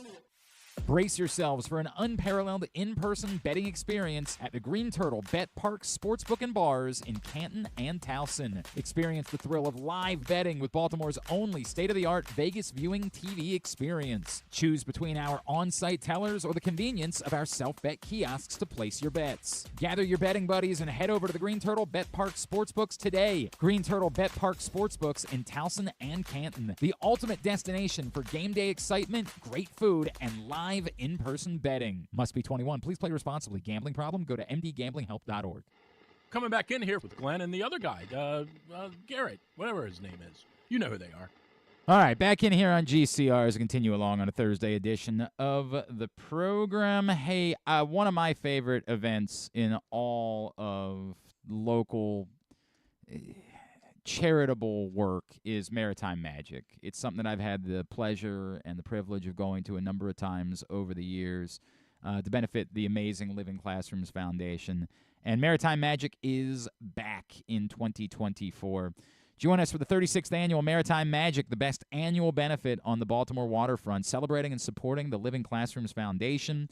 On Friday, October 4th from 6 to 10 p.m., enjoy a night of delicious food and drinks from Baltimore's top restaurants and caterers, plus live music by the Motet, dress in festive casual attire, and soak in the stunning views of the Baltimore Harbor from the Frederick Douglass Isaac Myers Maritime Park and Museum. Tickets and sponsorships are available at livingclassrooms.org/maritime-magic. On Thursdays, we make picks. He is, of course, our friend Ken Zalis, and he's back with us now here on GCR. What's going on, buddy? How are you? I'm great. How are you? Oh. I hear you getting worked up. I hear you getting a little worked up today. I don't know, man. Like, it sucks. Like, what am I supposed to do? Pretend like it doesn't suck? It sucks. Everything sucks. It sucks. What else you got for me? You want to try to lift my spirits somehow? I don't know. I mean, the good part of this, as I always looked at it through my years of radio, and you know this. I mean, the shows write themselves when the teams are bad. Yeah, this is where you and I separate. I have this all the time. When the teams are good, there's life, there's energy, there's excitement. People want to listen. They want to talk about it. They want more information. When it's this, I want to listen to Led Zeppelin. Like, I want to do anything other than think about the thing that sucks in my life. Now, when there's a quarterback controversy, that's good, right? Like, when there is a coaching search or something like that and everybody has their own opinions, that's a good thing. But, like, just watching the team go out every night and look like dog ass, nobody wants to be a part of that. Nobody wants more content about that. Oh, sure, I want you to tune in so you can remind me how bad it is. It's a different attitude, man. I don't know. I'm having a little bit of fun with it. I posted, and our good friend Paul Kapelke reminded me what year it was because I couldn't remember because I'm old. But it's like, isn't it time to go back to the voodoo doctor that the Orioles did back in the day? Yeah. It's like, are we ready for that yet? Maybe we send a goof up on the roof. Maybe somebody's. Well, I mean, something. Somebody's got to go up there until they win a game. I don't know. I have no idea what to do. All right, here's what I know is that my picks are no better than this. Brutal week for me last week, although it was basically a brutal week for everybody. So the only person that's doing worse is Ken Zalis, despite the fact that KZ got those 2 free points picking against Maryland. Or got 1 point, 1 point picking against Maryland 2 weeks ago. Right now, here's where we're at going into this week. At the top of the table, Ryan Chell and James Revere, the newcomer. But in fairness, they're both just 500. That's how bad things are. That's how bad it is. They're 500. A game behind them, we find Joe Serpico, John and Little Rock, Jeremy Kahn, Andrew Stecca, and Kyle Ottenheimer. Myself, Griffin, and Paul Valley are 2 games back of the top of the table, despite being 10-14 on the year. And then at the bottom of the table, 8-16. But given how bad everyone is, by no means in all that much trouble. We find John Proctor and KZ. So, again, maybe Andrew Steck is not the problem. Maybe he's not the one we want. Maybe the point is we want to know we're picking against KZ moving forward. That might be the case. I've been a huge problem this year. Yeah. I admit it. Not been good. I admit it, but it's only week 4, so hey. All right. Remember, at the top of the table, playing for some cash. At the bottom of the table, we are trying to avoid being the one that's got to come in here, eat the, what is it? Remind me what it's called. The Paulista couscous. Couscous, the Brazilian delicacy. the sardine fruitcake, if you will. Yeah. Take 4 strikes from John Rollo, sing Rio and Copacabana, and also get waxed. That's what the loser's going to have to do as our big punishment. So with that in mind, 3 college games, 6 NFL games. Where are we starting this week, Griffin? We are starting at the United States Naval Academy. Oh, big game. Navy Marine Corps Stadium, the site of Memphis at Navy, is on CBS Sports Network. 3:30. Memphis, they are favored by 9.5 coming into Annapolis. Navy looked really good against Temple, but Temple's really bad. Temple is very bad. Now, Navy did have a week off ahead of this game, whereas Memphis just had the emotional Florida State thing. The Mike Norvell Bowl, that feels like that could be kind of trappy, where perhaps Memphis, they were so up for that game that they're due for a little bit of a dip. This is a Navy team that has a bit more of a balanced offense this season than we have seen from past Navy teams. That feels like a just big enough number that you want to bite at it. There's a part of me that kind of wants to just pick Navy and say, hey, even if I go down, I want to go down rooting like hell for Navy. And remember that even a Navy team that wasn't, I don't think, as good was competitive at Memphis last year. So I think I'm going to bite, and I think I'm going to take the points and just have fun picking Navy this week. Oh, no, I think I'm in a bad cell. You're there. You there? We hear you. Okay, good. It's too big a number for me. I kind of like Navy. I think they're better than they were last year, and your point that they were competitive last year, I don't know how big of a win it is at Florida State anymore, but it was a big win if you're Memphis. Yes. I'm gonna take the Naval Academy. Okay. I'm going to take Navy. I expect it to be a lower scoring game, and I mean, 9.5 is a ton of points, and Navy's good. Navy's a good football team. Memphis is probably better. We still have to know that. Like, we don't know that yet because they've only played 2 games, and they were both one was against an FCS team, one was against Temple. They played? Yeah, they only played played 2? Bucknell. Oh, okay. We don't know that Navy's a good football team yet, but I think we have reason to think they could be. And they're treating this like a big game as well. They're not, they're obviously not overlooking Memphis at all. Obviously, certainly not that. Navy plus the 9.5 on the Memphis Tigers. Ken was originally on Memphis, but that's fine. Ken, you've switched. Yeah. I don't know. This is a problem. We're not supposed to let can... people switch. We're not supposed to do that. Then you're adjusting. But I'm not going to fight about it today. We'll fight about it later on in the season. We'll see how the year goes. 3 backers rather of Memphis: John Proctor, James Revere, and Andrew Stetka. Okay. On Memphis. So I don't know how to feel now because at the top and right, no idea. And Stetka. And then Ken's upset that we're not picking Maryland Villanova this week, by the way. We don't pick FCS games. We don't do that we because North Dakota State. Wait, when do we have North Dakota State? We didn't pick North Dakota State. Colorado, North Dakota State. Oh, yeah, but you had to come up with a cockamamie. That was like a gift to you. We're not. We over the years have not. Picked, I wouldn't have cashed in my gift. We have not picked FCS games because they don't post the most of the books don't post the lines. It's 19 and a half.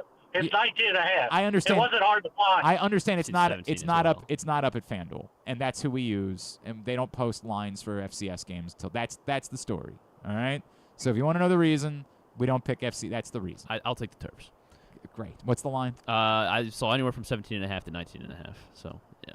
Yeah, I'll take it. You're gonna pick it. You're not gonna pick the By the way, Wildcats. By the way, for the on record, Saturday. they did go. They did get it up today at FanDuel. So it is. Oh, so he's it's right at at it? 7. It's 17.5. No. Number 11 USC going into the Big House. Number 18 Michigan. So Trojans at the Wolverines, and USC, they are road favorites by 5 points. USC -5 at Michigan. I might regret this, but I am just so convinced that Michigan is a money laundering scheme this season. They're not a real football team. And, yeah, I'm probably reading too much into USC's performance against LSU, where I think that their defense might be figured out. But I think I get Michigan still probably will have a good enough defense to keep them in games this season. I don't think USC is as good as Texas was, but I just think that all the momentum here is on USC, and so since the number is less than a touchdown, I'll stay with USC. Yeah, Michigan's got to get back into the circle of trust for me before I take them, especially in a game that's less than a touchdown. USC, I don't know how much. I agree with you. I don't know how much I trust them. But I don't trust Michigan at all. I'll take USC. Yeah, I'm gonna trust that D'Anton Lynn is at least starting to turn this USC defense around. Michigan has not had much of an offense, so I will take the Trojans as well, laying 5 on the road. Don't feel great about it, but yeah, I don't feel good about Michigan at all, so I can't back them right now. The Michigan man will back Michigan though. Kyle Ottenheimer. He'll go to his deathbed doing that. Kyle Ottenheimer is on Michigan, along with Paul Valley, John Proctor, Jeremy Kahn, and Andrew Stetka are on Michigan. Jeremy, in fairness, just betting against the public. That's the way that goes. We know that much about Jeremy. Moving on to our final college game, slate of College Game Day, Norman, Oklahoma. Number 15, Oklahoma Sooners are hosting the number 6 ranked Tennessee Volunteers, and the Vols are 7-point favorites. Tennessee -7 on Saturday night. See, this one is trickier for me because everything here screams Tennessee, right? Like, they look legit. Oklahoma struggled against Houston. I think they won like 16-12 against Houston. Houston might be a good ball club. Maybe. They looked a little bit better against Tulane, but like a little bit better. And this is the Josh Heupel revenge game, right? Like, this is the game where he comes back and shoves it up there. Hey, you could have had me. I led you to a national championship. How dare you? And didn't they actually fire him because wasn't he an assistant at Oklahoma at one point? They fired him. I think that might be I think that's the story here. That all being said, it requires you to trust Tennessee. And why? Why would I trust Tennessee? How they've earned that type of trust? I wish it was over a touchdown because then I'd feel really good about it. But I'm going to go Oklahoma here to cover because at Oklahoma, I just don't know that I can fully believe. I get it. Tennessee pasted NC State. But that's NC State. I just don't think it's the same thing playing a game on the road at Oklahoma.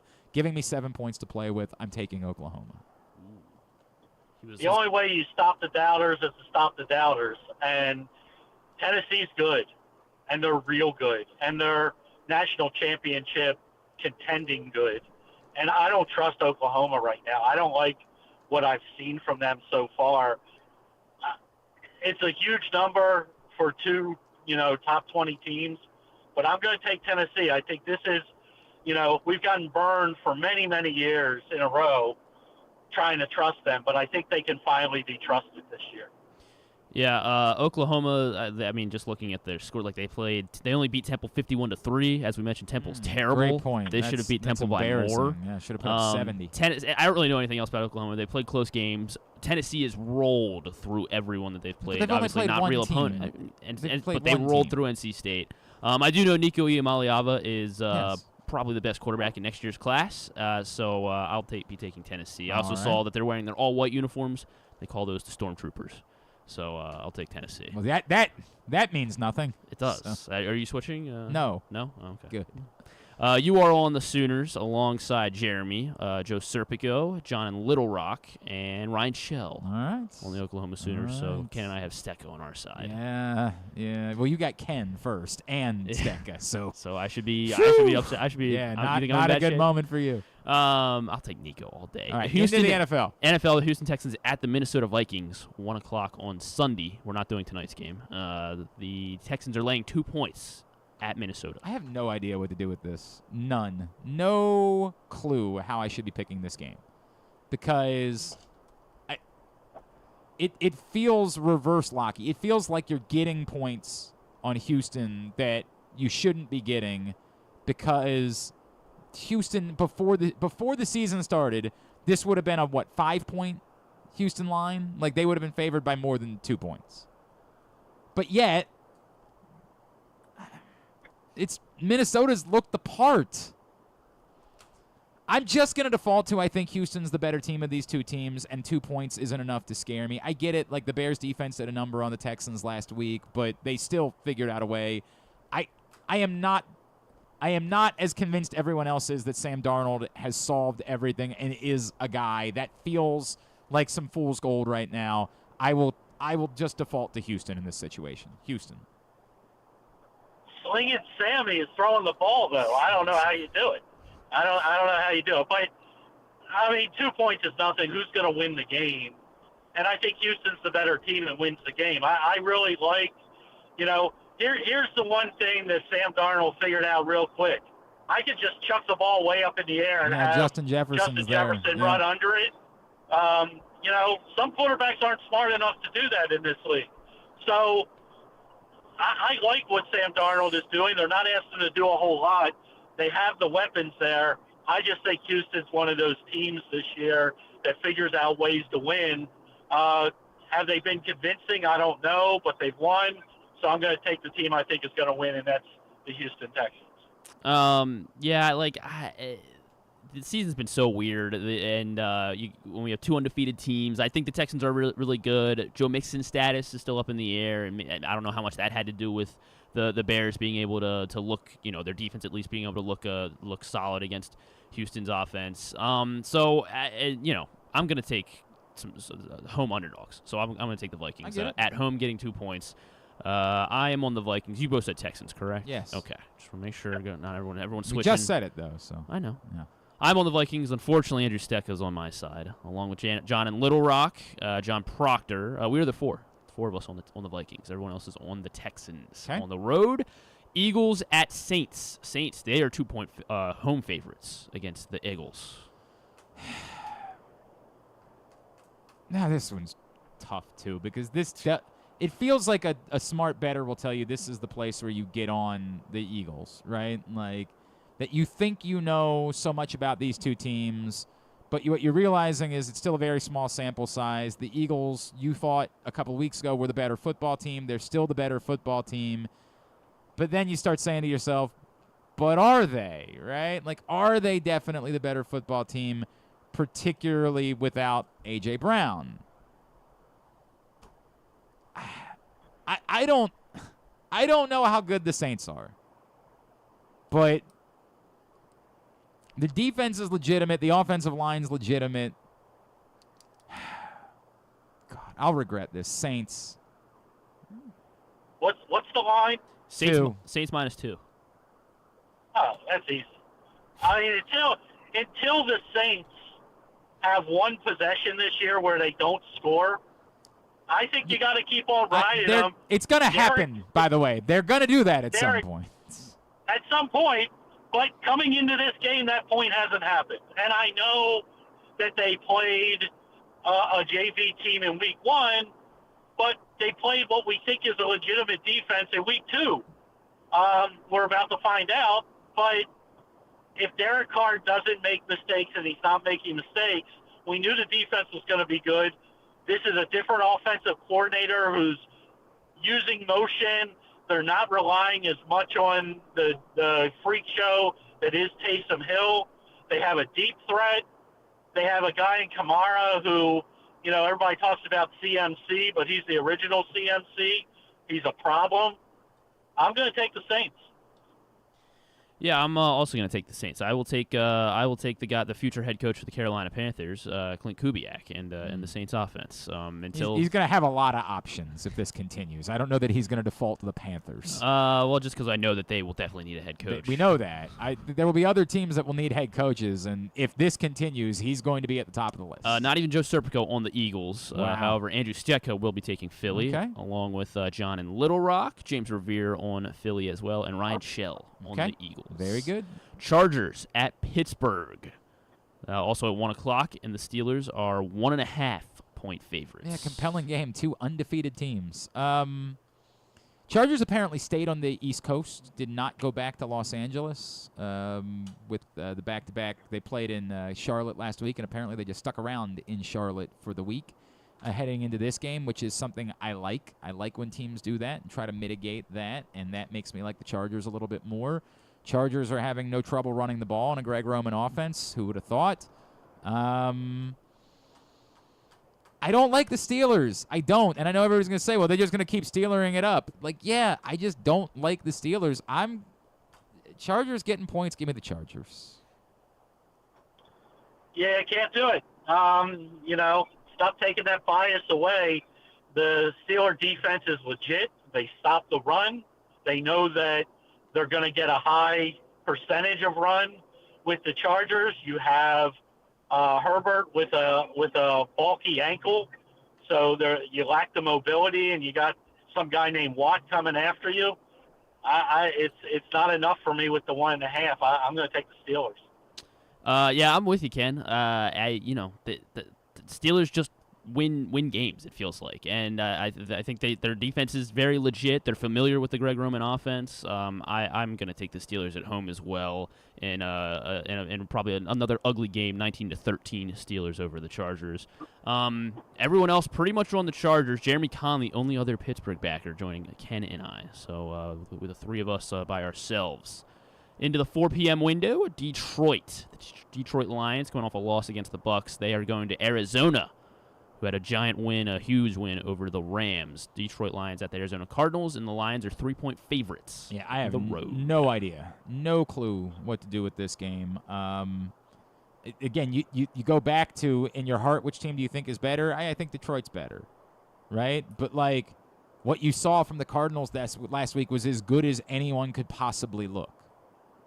The Marvin Harrison Jr. thing seems to be quite real, and what I struggle with is I don't think Detroit was actually as bad as the results suggest, as a lot of people pointed out. They were in the red zone almost all day. They just somehow kept failing to come away with points in the red zone once they got there. I think these ships right, and with it only being 3 points, I'll go with Detroit on the road. So I don't remember who I took here. So I'm going to tell you what I think, and we'll see if it matches what I took. Detroit's having a problem putting the ball in the end zone, and that really good offensive line is getting Jared Goff a lot of pressure lately. And I like everything I see from Arizona. They can run the ball. They're healthy. You can't sack Murray right now. They have a legit number one wide receiver. They have a legit target in McBride. Maybe it's a push-em game, but I'm going to take Arizona here. I also really wanted to pick the Cardinals because I'm obviously 2 weeks, but I've been liking what I'm seeing from their offense as well. But this is just it's a must bet Detroit Lions spot. They haven't lost back-to-back games under Dan Campbell since November of 2022. They're also 8-0 straight up off of losses. They're also 8-0 against the spread off of losses since November 2022. So I can't go against that right now. I'll take the Lions in a big bounce-back spot. KZ, you are on the Cardinals, along with John Proctor and John in Little Rock and Andrew Stetka on the Arizona Cardinals. All right. Some home dogs. All right. Sunday Night Football, Kansas City Chiefs at Atlanta. The Chiefs are 3.5-point favorites. Home dog, Atlanta, 3.5. I look, man, Kansas City hasn't really been all that impressive by their standards. it wouldn't stun me for them to win this game at all because they're Kansas City. But give me some points for a home dog that looked pretty good a week ago. I don't know. I have no idea why, but I'm going to flirt with the Falcons here. Falcons. I can't believe you're going to take the Falcons in the Carson Steele fantasy football game of the week. Right. Am I starting him? Oh, we'll get to that. Okay. You save it. Finish the picks, and then we can I ask some just can't questions. believe because everybody he was the number one pickup, and everybody's going to be disappointed. Oh. But I'm in last place, so I don't think I'm going to get out of last place by picking against Patrick Mahomes. So I'm going to pick Patrick Mahomes. Yeah, I'm taking the Chiefs as well. This feels like a letdown spot for Atlanta. Also, there's a short week against the Chiefs as well. Like, they had no business winning that game Monday night. Now you got a short week again, prime time against the two-time defending champs. So I don't like the Falcons at all. This is mostly a play against the Falcons. When you tell me that a play against the Falcons includes Patrick Mahomes on my side, then yeah, I'm going to take the Chiefs as well. Glenn, you were on the Falcons alongside Andrew Stecca. Jeremy Kahn is on the Falcons with you. You have John and Little Rock on your side, and that is the 4. You are the 4 on the Falcons. All right. And then finally, go to Arlington, Baltimore, at Dallas. Ravens are 1-point favorites with Tom Brady on the call. Because that matters. Just keep that in mind. Keep that in mind. That matters. I've been wrong twice on the Ravens so far this season. I'm going to go ahead and be wrong again a third time. I'm going to pick the Ravens just because I'm going to pick the Ravens. And part of this is also that, like, everybody that was trying to convince me how brutal this is going to I don't believe it's that brutal going to Dallas. I don't know where that even comes from, the notion that it's brutal going to Dallas. I do think I like Dak Prescott. I really like CeeDee Lamb, and I like Micah Parsons, and I think there's absolutely a chance that the Ravens could end up getting CeeDee Lamb and Micah Parsons to death on Sunday. Absolutely could happen. But very rarely have things come unglued for the Baltimore Ravens over the years, and the smart money appears to be on the Ravens. I'm going with the Ravens. Has Harbaugh ever started 0-3? Yeah, that year. Was it the same year? The last time they went 0-2 was it 2015? Right, because they went to Pittsburgh and won on a Thursday night, and that was their first win of the season. And that season ended up not mattering. That was the year everyone got hurt anyway. So it's a weird year.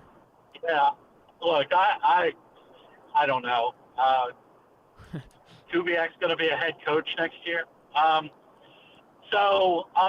Okay. I don't. Well, you said that he's going to have lots of options. He will have lots of options. And if things come apart, one of them could be in Baltimore. You're absolutely right. One of them could be. Yeah, I thought he meant Dallas at first. No. Dallas could absolutely, if things come apart, 100% they could be in the market for a coach. Their owner is just nuts, so I don't know what he's going to do. I don't know. See, my problem here is I think, even though the Ravens are 0-2, I actually think they're the better football team.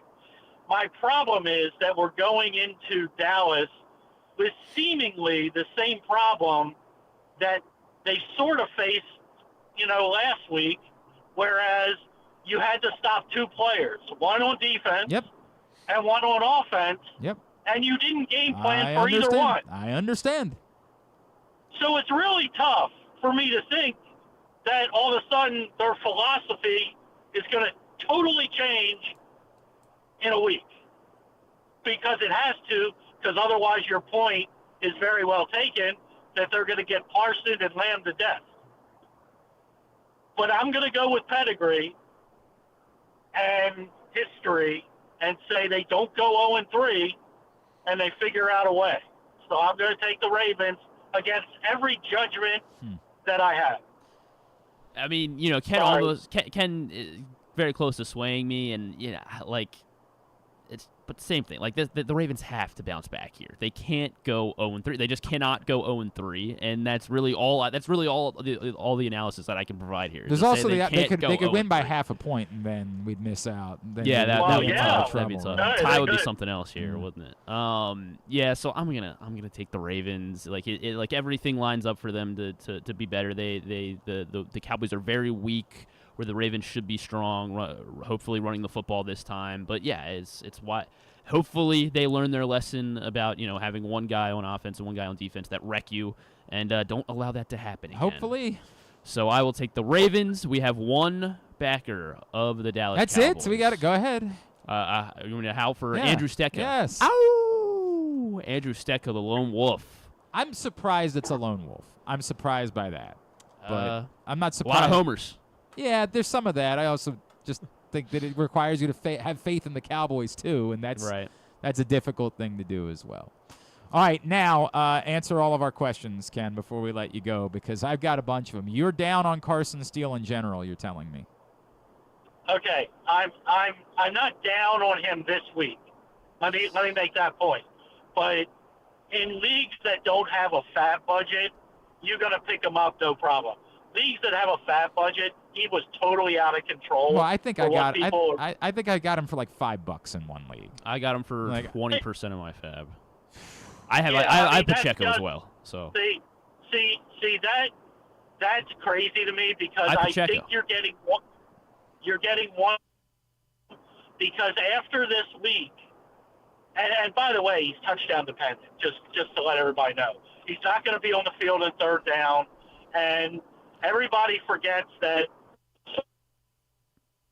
Right in the moment. Hunt's going to play, in a couple weeks. CEH is going to be back.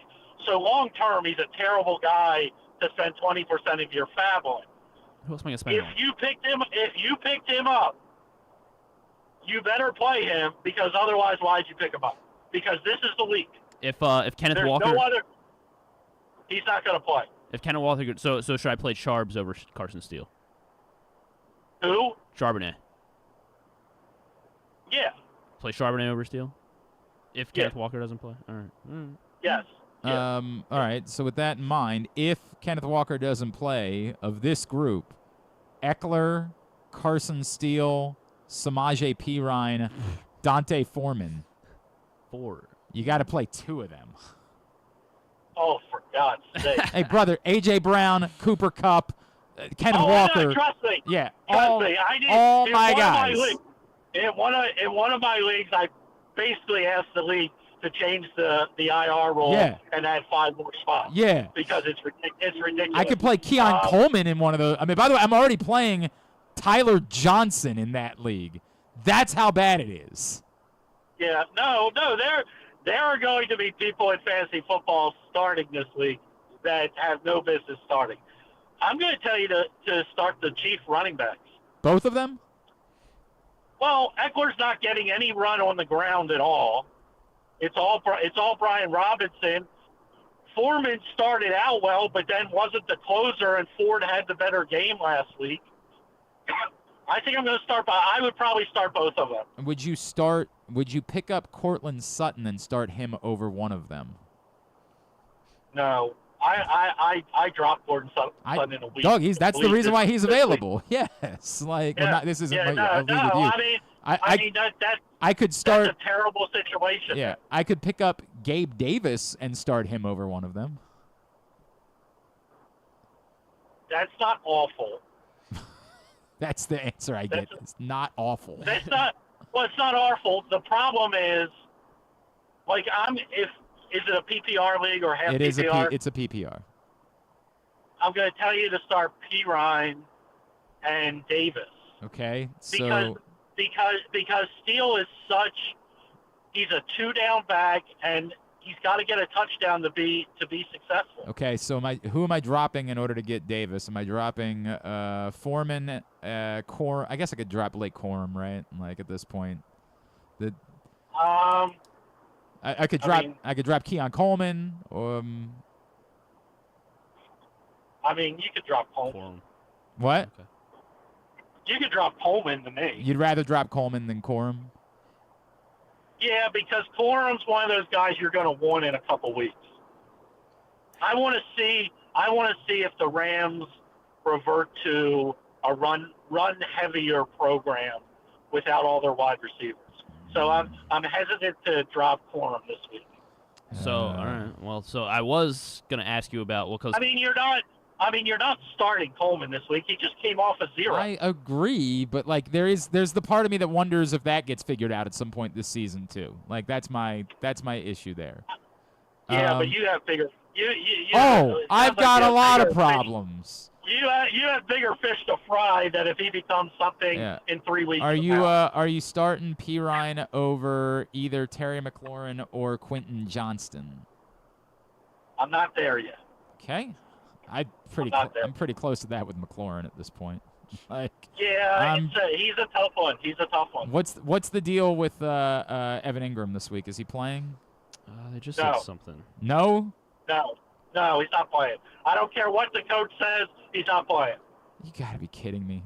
I just spent He's $5. not playing. He pulled a hamstring he pulled a hamstring in pre-game. He's out at least. Doug Peterson. This morning, Doug Peterson said he's a little bit further away. And they play Monday night, so it's not.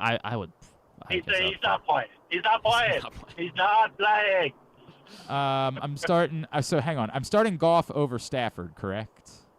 Oh yeah, you got to start everybody over Stafford. And that's my question now. This is the weird league where they basically you can't have a bench because they want everybody to be on the waiver wire all season. So would you just release? Because I'm going to have to, if I'm in that scenario, I got to pick up David Njoku instead. Would you put Stafford? Wait, pick up who? I'm going to have to pick up Njoku because I'm not going to have Ingram. Like, I've got my options at tight end are Joe. He's not playing either. Oh, shut the F up. Njoku's not playing. No, he's out. Ha! So pick up Freiermuth, I guess? No, my options would then be Taysom Hill, Dulcich, Ertz, and Gesicki. Oh, Gesicki. So Gesicki for sure. That's Washington, right? Okay. Well, you could go that way. I'm not. My streamer of the week is Dulcich. Why? Because of who he plays. They gave up like the 4th most points to tight ends, and they weren't good last year either. But it seems like Cincinnati's none of them are good options. None of them are good no, options. they're not good. It just seems like Gesicki has been targeted, right? Like he should have had the touchdown in week 1. It feels like I know.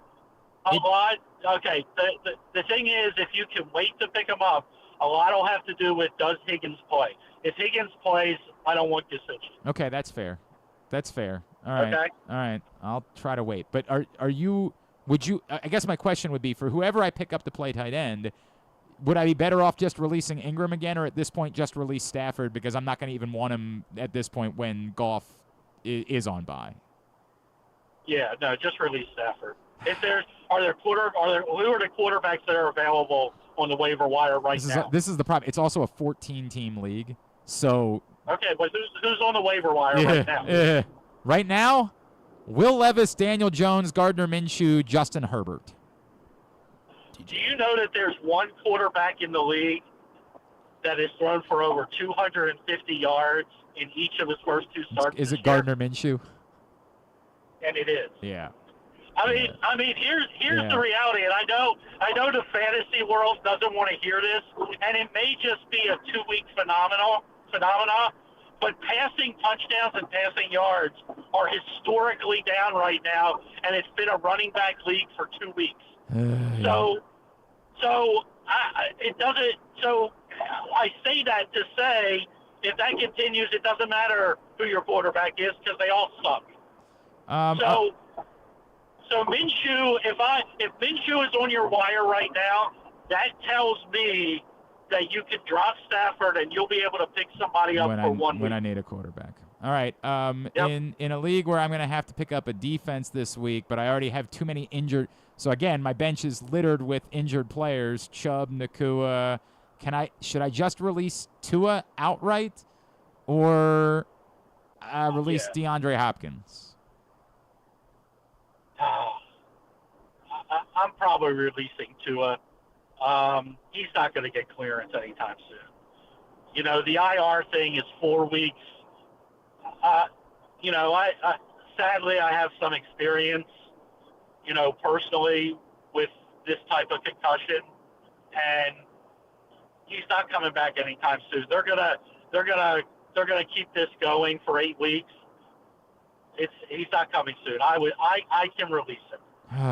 Man, Man, you're probably right. It's just, it feels like he's not, I get it. I get it.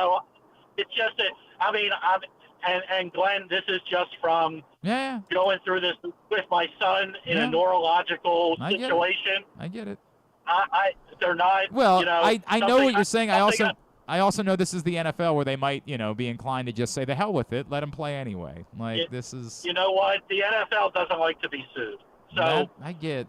When you're dealing with something like this, I don't see a way he comes back this year. I'm not saying he's got to retire. I'm not saying, that he'll never get approved. I'm just saying it's going to be a really long time, and there's no point in just sticking him on your bench. All right. Now, that said, Demarcus Robinson or Terry McLaurin or Quentin Johnston? Oh, my God. Is Jordan Whittington on your wire?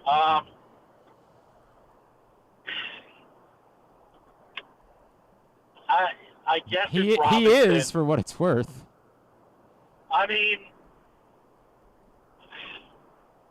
So here, it's Robinson. Here's my take on for everybody. Here's my take on the Rams. Demarcus Robinson is being looked at as wide receiver 1 because he's the next guy standing in their quote-unquote depth chart. But he was already a starter. Okay? He didn't get a bump when Puka went out. Johnson did. He didn't get a bump when Cup went out. Johnson and Whittington did. I don't think Robinson is the guy that everybody wants. I think it's Johnson and Whittington. I'm not going to tell you to not do that. I would probably take the risk on Quentin Johnson this week because they're not going to be able to run, and they're going to have to throw a little bit. And he looks like he's running the most routes of any wide receiver there. And Palmer is on the wrong side of questionable right now. Would you drop Hopkins to pick up Whittington and store him?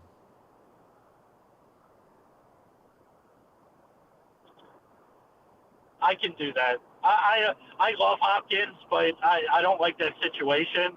And he's not like he's the number 1 guy, even when he's 100%. He's not being targeted at all. Whittington should be on shouldn't be on waiver wires anymore. Okay. All right. And then would you start, so you're saying you'd start Quentin Johnston over Demarcus Robinson? I would. Okay. All right. Very good. I've been trying very hard to trade J.K. Dobbins. Demarcus Robinson, I didn't see the bump. I hear you. Like what? Like when you're like, oh my God, I don't know who 5 is. Okay, Puka and Troy Johnson was a thing. Nobody even knew Troy Johnson was still in the league. All right. We good? Can we wrap? We've done this for an hour. Can we go? I had my. All right, you got to make it quick, man. So I've been trying to trade J.K. Dobbins. Now I'm not sure since you're saying you think Kyren Williams. So my running backs are James Cook, Alvin Kamara, and Kyren Williams, and J.K. Dobbins. So I was trying to trade J.K. Dobbins. Are you saying I should hold J.K. Dobbins because you don't think Kyren's gonna be great all season? I would. You're starting 3 of them. Yeah. Then you got to hold on. I would rather you trade. If you have to trade somebody, I'd rather you trade Williams. Trade Williams instead of J.K. Okay. Right. Yeah. Would you trade? I know the injury risk, but still, he's great. I was thinking of trading J.K. for Brock Bowers. Would you do that? Or would you do Williams instead of J.K. and try to get more, I guess? Who's your tight end now? Kelsey. And I was going to flip Kelsey for something else, too. Done with Kelsey. Jesus Christ. That's a lot of steps. It's a lot of steps, dude. It is a lot of steps. I can get it done. Steps. Yeah. All right, I'm in another league, this weird Superflex league. I would rather you hold on to Bowers. I'd rather you use the name of Kelsey to upgrade your team. Okay. All right. Can you text him the other question? It's 12:15. Can you text it to him? So this Superflex League. Can you text should it I to start him? Caleb Williams or Xavier Worthy? Glenn, Yeah. Glenn, you were late calling me. I was here. I know. Relax. I know. I understand that. We're in the situation that we're in now. I'm asking a question. Can you text him your question? You asked 35 questions. I understand that. Can you text him your question? It's just one question. You have his phone number. Can you text it to him? I'm in a league with him, so I was trying Can to you like text kind of him make the it not- question? He's gonna have time to Thank look into you, it Ken. and realize. We love you. We'll see you after the game on Sunday. I was thinking about starting Xavier Worthy at my I love you. Superflex. I love you. We'll talk to you. See you on Sunday. You have See his ya. phone number. I know. Just text it to him. It's 12:15. I just looked at the time. We got to go. We got to get out of here. Baseball game starts at 1 today, and everybody's excited about it.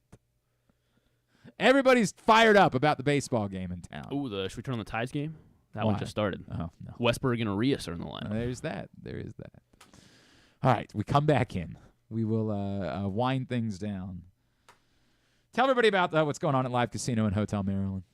This season, every time the Baltimore football team or the Washington football team score a touchdown during their home games, Live Rewards members will be receiving $7 in free slot play. You have to have your Live Rewards card inserted correctly into the slot machine and be actively playing to receive your prize. But once they score some touchdowns during those home games, you will get $7 in free slot play. This promo is valid for slot play only, and it is at Arundel Mills. You must be 21. Please play responsibly. For help, visit mdgamblinghelp.org or call 1-800-GAMBLER. Tidbit and Tubular next. Glenn Clark Radio. At A.J. Michaels Heating and Cooling, you get maximum value for your investment. You'll save 50% in heating costs, get $6,000 in rebates, and a no-interest energy loan. That's value. Find us at ajmichaels.com. That's ajmichaels.com. Experience the thrill of the Mars Maryland 5-Star at Fair Hill, presented by Brown Advisory, coming October 17th to the 20th. See the world's best equestrians compete in the sport of eventing, the ultimate test of horse and rider. Enjoy a weekend festival featuring locally sourced food at the Fresh Food Fest, a beer, wine, and spirits showcase, shopping, and fun for all ages. Check out the Maryland Corgi Cup, interactive kids corner, and more. It's the place to be in October. Visit maryland5star.us for tickets. Treat yourself and taste the Baltimore tradition that is the legendary Costas Inn. Hey, it's Stan the Fan Charles. For over 50 years, the Costas Inn has been a Baltimore original, dishing out their legendary fat, delicious, award-winning crab cakes and steamed crabs. It's crab season, so sit back and crack some crabs while watching the Birds pursue another divisional title on Costas' 15 TVs. On Monday night, the Costas Inn offers their half-pound jumbo lump crab cake with 2 sides for under $30. So head on down to the Costas Inn today at 4100 North Point Boulevard or visit them at costasinn.com. Make the most out of every day in your Toyota RAV4. Available in hybrid or gas-only models. A RAV4 can get you where you want to go in style. Check out buyatoyota.com for deals on new RAV4s from your local Toyota dealer today. The drug scene in Maryland is changing. Fentanyl and xylazine are being added to street drugs, and you may not even know it.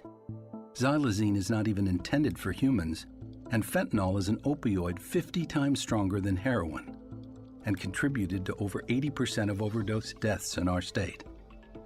Anyone who uses drugs, even occasionally, is at risk of overdose. To learn more, visit stopoverdose.maryland.gov or call or text 988.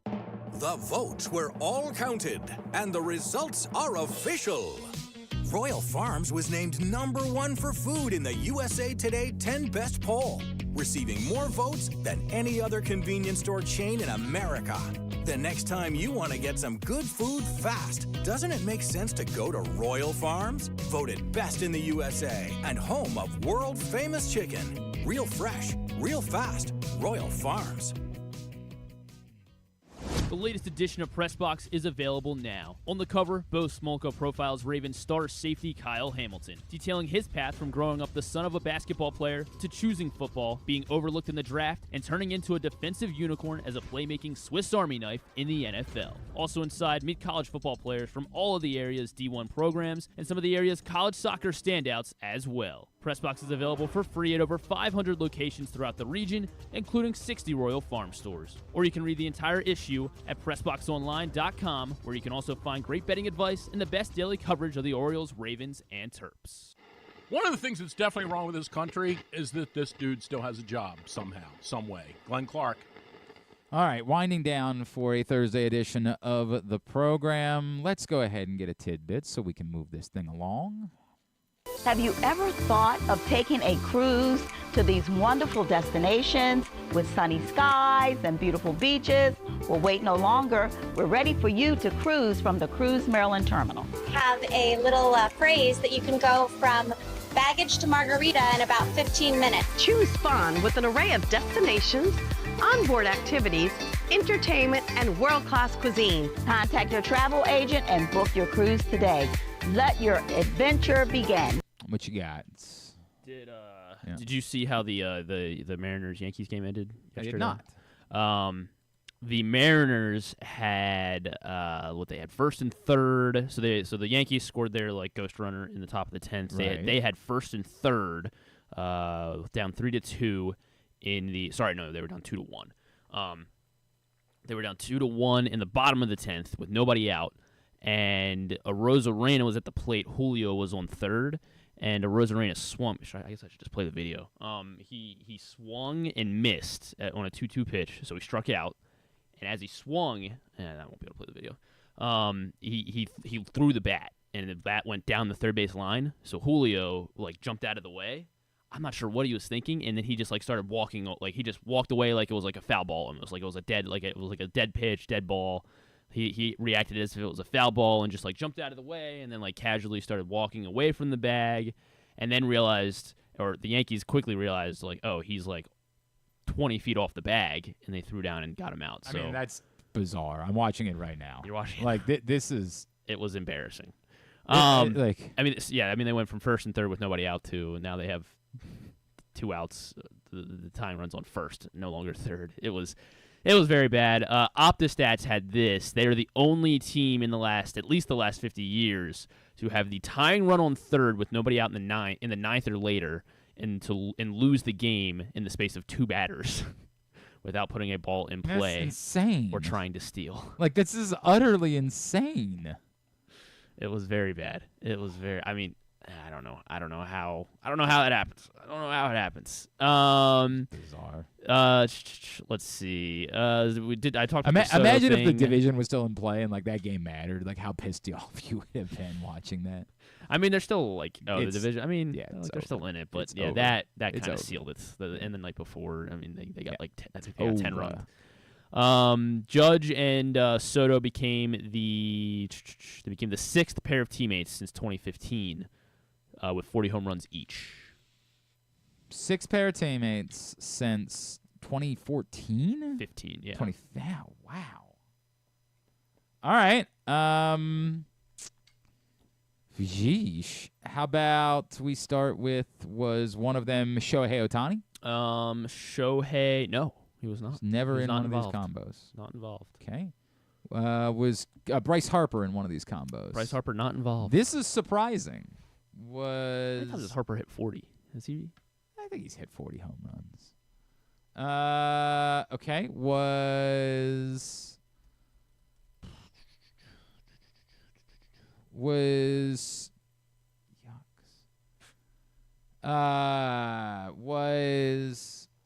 So it happened. All right, settle down. Settle down over there. Settle down. Was Mike Trout in one of these combos? He was.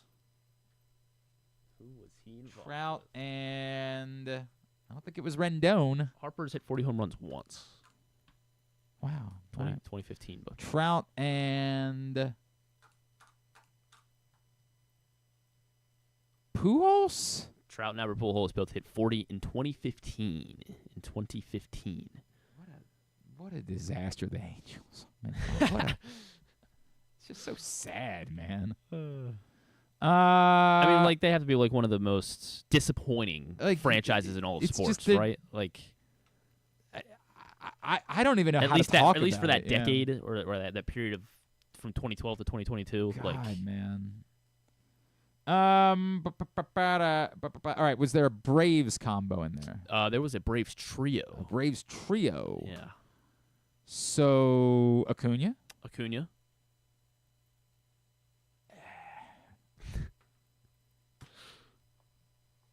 Man.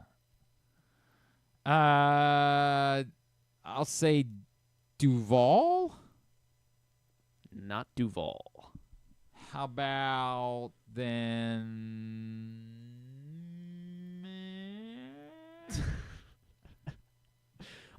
Yeah, maybe. Hold right. on. Thank you. So this would have been last year, right? Yeah, it would have been last year. They had 3 guys hit 40. 3 guys that hit 40 home runs. So, Olsen. Yes, Matt Olson, Ronald Acuna.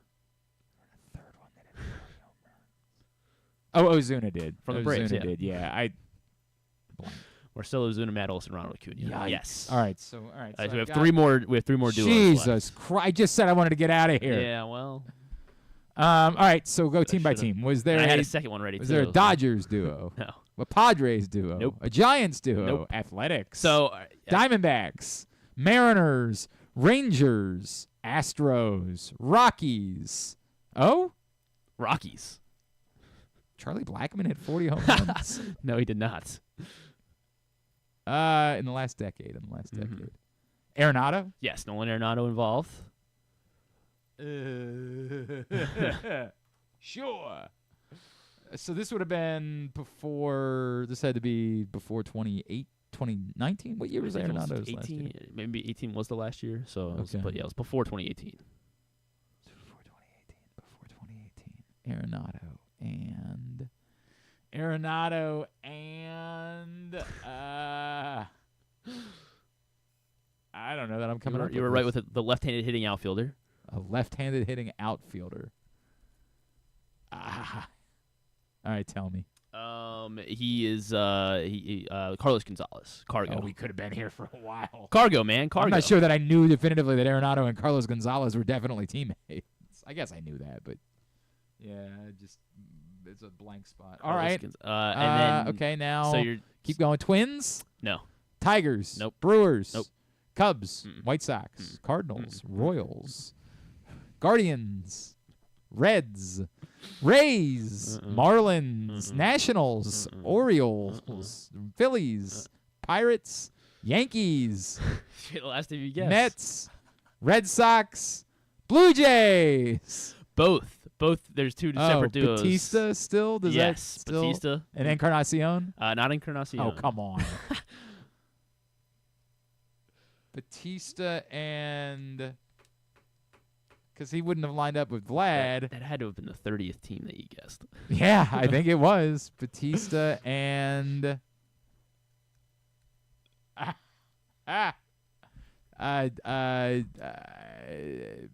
Third baseman, 2015. Oh, Donaldson. Josh Donaldson and Jose Bautista. Yikes. And then in 2021, another Blue Jays duo. Another Blue Jays duo. Was that Guerrero? Yes, Vladdy Jr. Okay, and 2021. So that would have been 2021. 2021 would have been not Springer. 2021 would have been... I don't think Bo Bichette hit that many home runs. 2021 would have been... who hit that many home runs? I don't remember. Go ahead. He won a World Series last year. The hell was in... Oh, Semien was. Marcus. I had completely blanked Marcus on Semien hit 40 home runs in 2021 along with Jesus Vlad Jr. I was going to say well done, but yeah. Yeah, it was not. It was painful. You did. It was awful. All right. Very good. Here's Tubular. Experience the thrill of the Mars Maryland 5-Star at Fair Hill, presented by Brown Advisory, coming October 17th to 20th. See the world's best equestrians compete in the sport of eventing, the ultimate test of horse and rider. Enjoy a weekend festival featuring local food, shopping, and fun for all. Come for the event and stay for the experience in Cecil County, home to the Chesapeake Bay waterfront, vibrant small towns, and family entertainment. Tickets on sale now at maryland5star.us. All right. Tonight, or this afternoon, Zach Eflin's on the mound, so maybe the Orioles could get a shutout. I don't know if they'd win because they'd still have to score a run, but who knows? Scored 3 last night. Thank you, but they faced Logan Webb today. So. All right, well, if they could score 2, that's all they need. 105 on Masson. It's also on MLB Network and the rest of the country so that the whole world can see our shame. Also on Masson, the Night Nationals, Cubs, 7:40.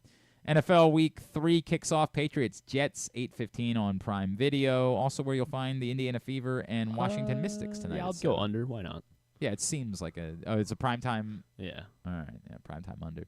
College football tonight. Throughout all the records from South Alabama and Appalachian State get together, 7:30 on ESPN. The rest of the baseball, MLB Network locally will have Twins Guardians at 1:10. Then everybody gets Yankees Mariners at 4:10. Fox has Phillies Mets at 7:15. MLB TV free game Braves Reds at 1:10. ESPN Plus Dodgers Marlins at 4:40. Champions League Atletico Madrid and RB Leipzig at 3. Fox Sports 1 for the Truck Series race in Bristol at 8 o'clock. And Access TV for Impact Wrestling tonight at 8. Anything non-sports wise? There were, and then is the Menendez brothers thing on Netflix today? Yeah, it was either today or tomorrow. Menendez is yes, it is. Okay. Monsters, the Lyle and Eric. Is Menendez it a show or a documentary? It is a show. It's a scripted show. Yeah, so it's like basically a biopic almost. And is it a show? Is it a movie or a show? It's a series. Okay. It's a series. Right. Yes. I've never heard of these guys, but yeah, they killed their parents. It was a big deal, man. I mean, the 90s? Yeah, it was the 90s. Late 90s? It was also in the infancy of like court TV and the idea of us watching court cases, and so this with OJ, this was one of the big early ones. So you guys were like, "This is sick." We Can't were, write this. We were just very interested, very compelled by these true life stories. Also, the Penguin series on HBO that debuts at 9 p.m. tonight. Colin Farrell, right? As the Penguin, and I don't know. It looks interesting. I don't know that I'll get around to it, but if everybody starts raving about it, then I'll get around to it. Season 2 of the Frasier reboot on Paramount Plus. I didn't realize they were doing a season 2 of that. New episodes of Lord of the Rings: Rings of Power, Fight Night, the Kevin Hart $1 Million Heist thing on Peacock. Old Man new episode, Practical Joker's new episode. Your favorite duo, Anderson Cooper and Sting, will be on Hell Colbert. yeah! Aren't they going on tour together? I guess so. Yeah. Kristen Bell and Hosier on Hosier. Whatever. Kimmel. And then Demi Lovato and Hillary Clinton on Fallon. Now, what are they playing Fight Night? Is that what they're doing? I guess everyone's a new. Maybe it is Fight Night. It might be that Josh Hart and Jalen Brunson will be on Seth Meyers. So Sure. Plug the NBA season. Tyrese Halliburton was on WWE this week. And he did a great job. Yeah, something like that. And I think that's it. All right, very good. Mercifully, this comes to an end. Thanks today to KZ. Thanks also to Gordon McGuinness, as well as to Steve Beuerlein. We'll get that up in the greatest hits section of the here we go. tab at GlennClarkRadio.com. Stan's in tomorrow. Anything? Bo will be with us. Bo will join us. That's where we're at. Yeah. Oh boy.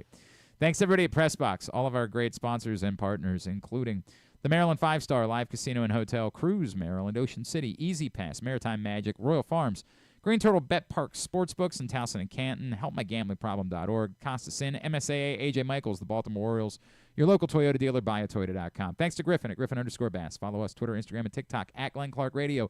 Have a great Thursday evening.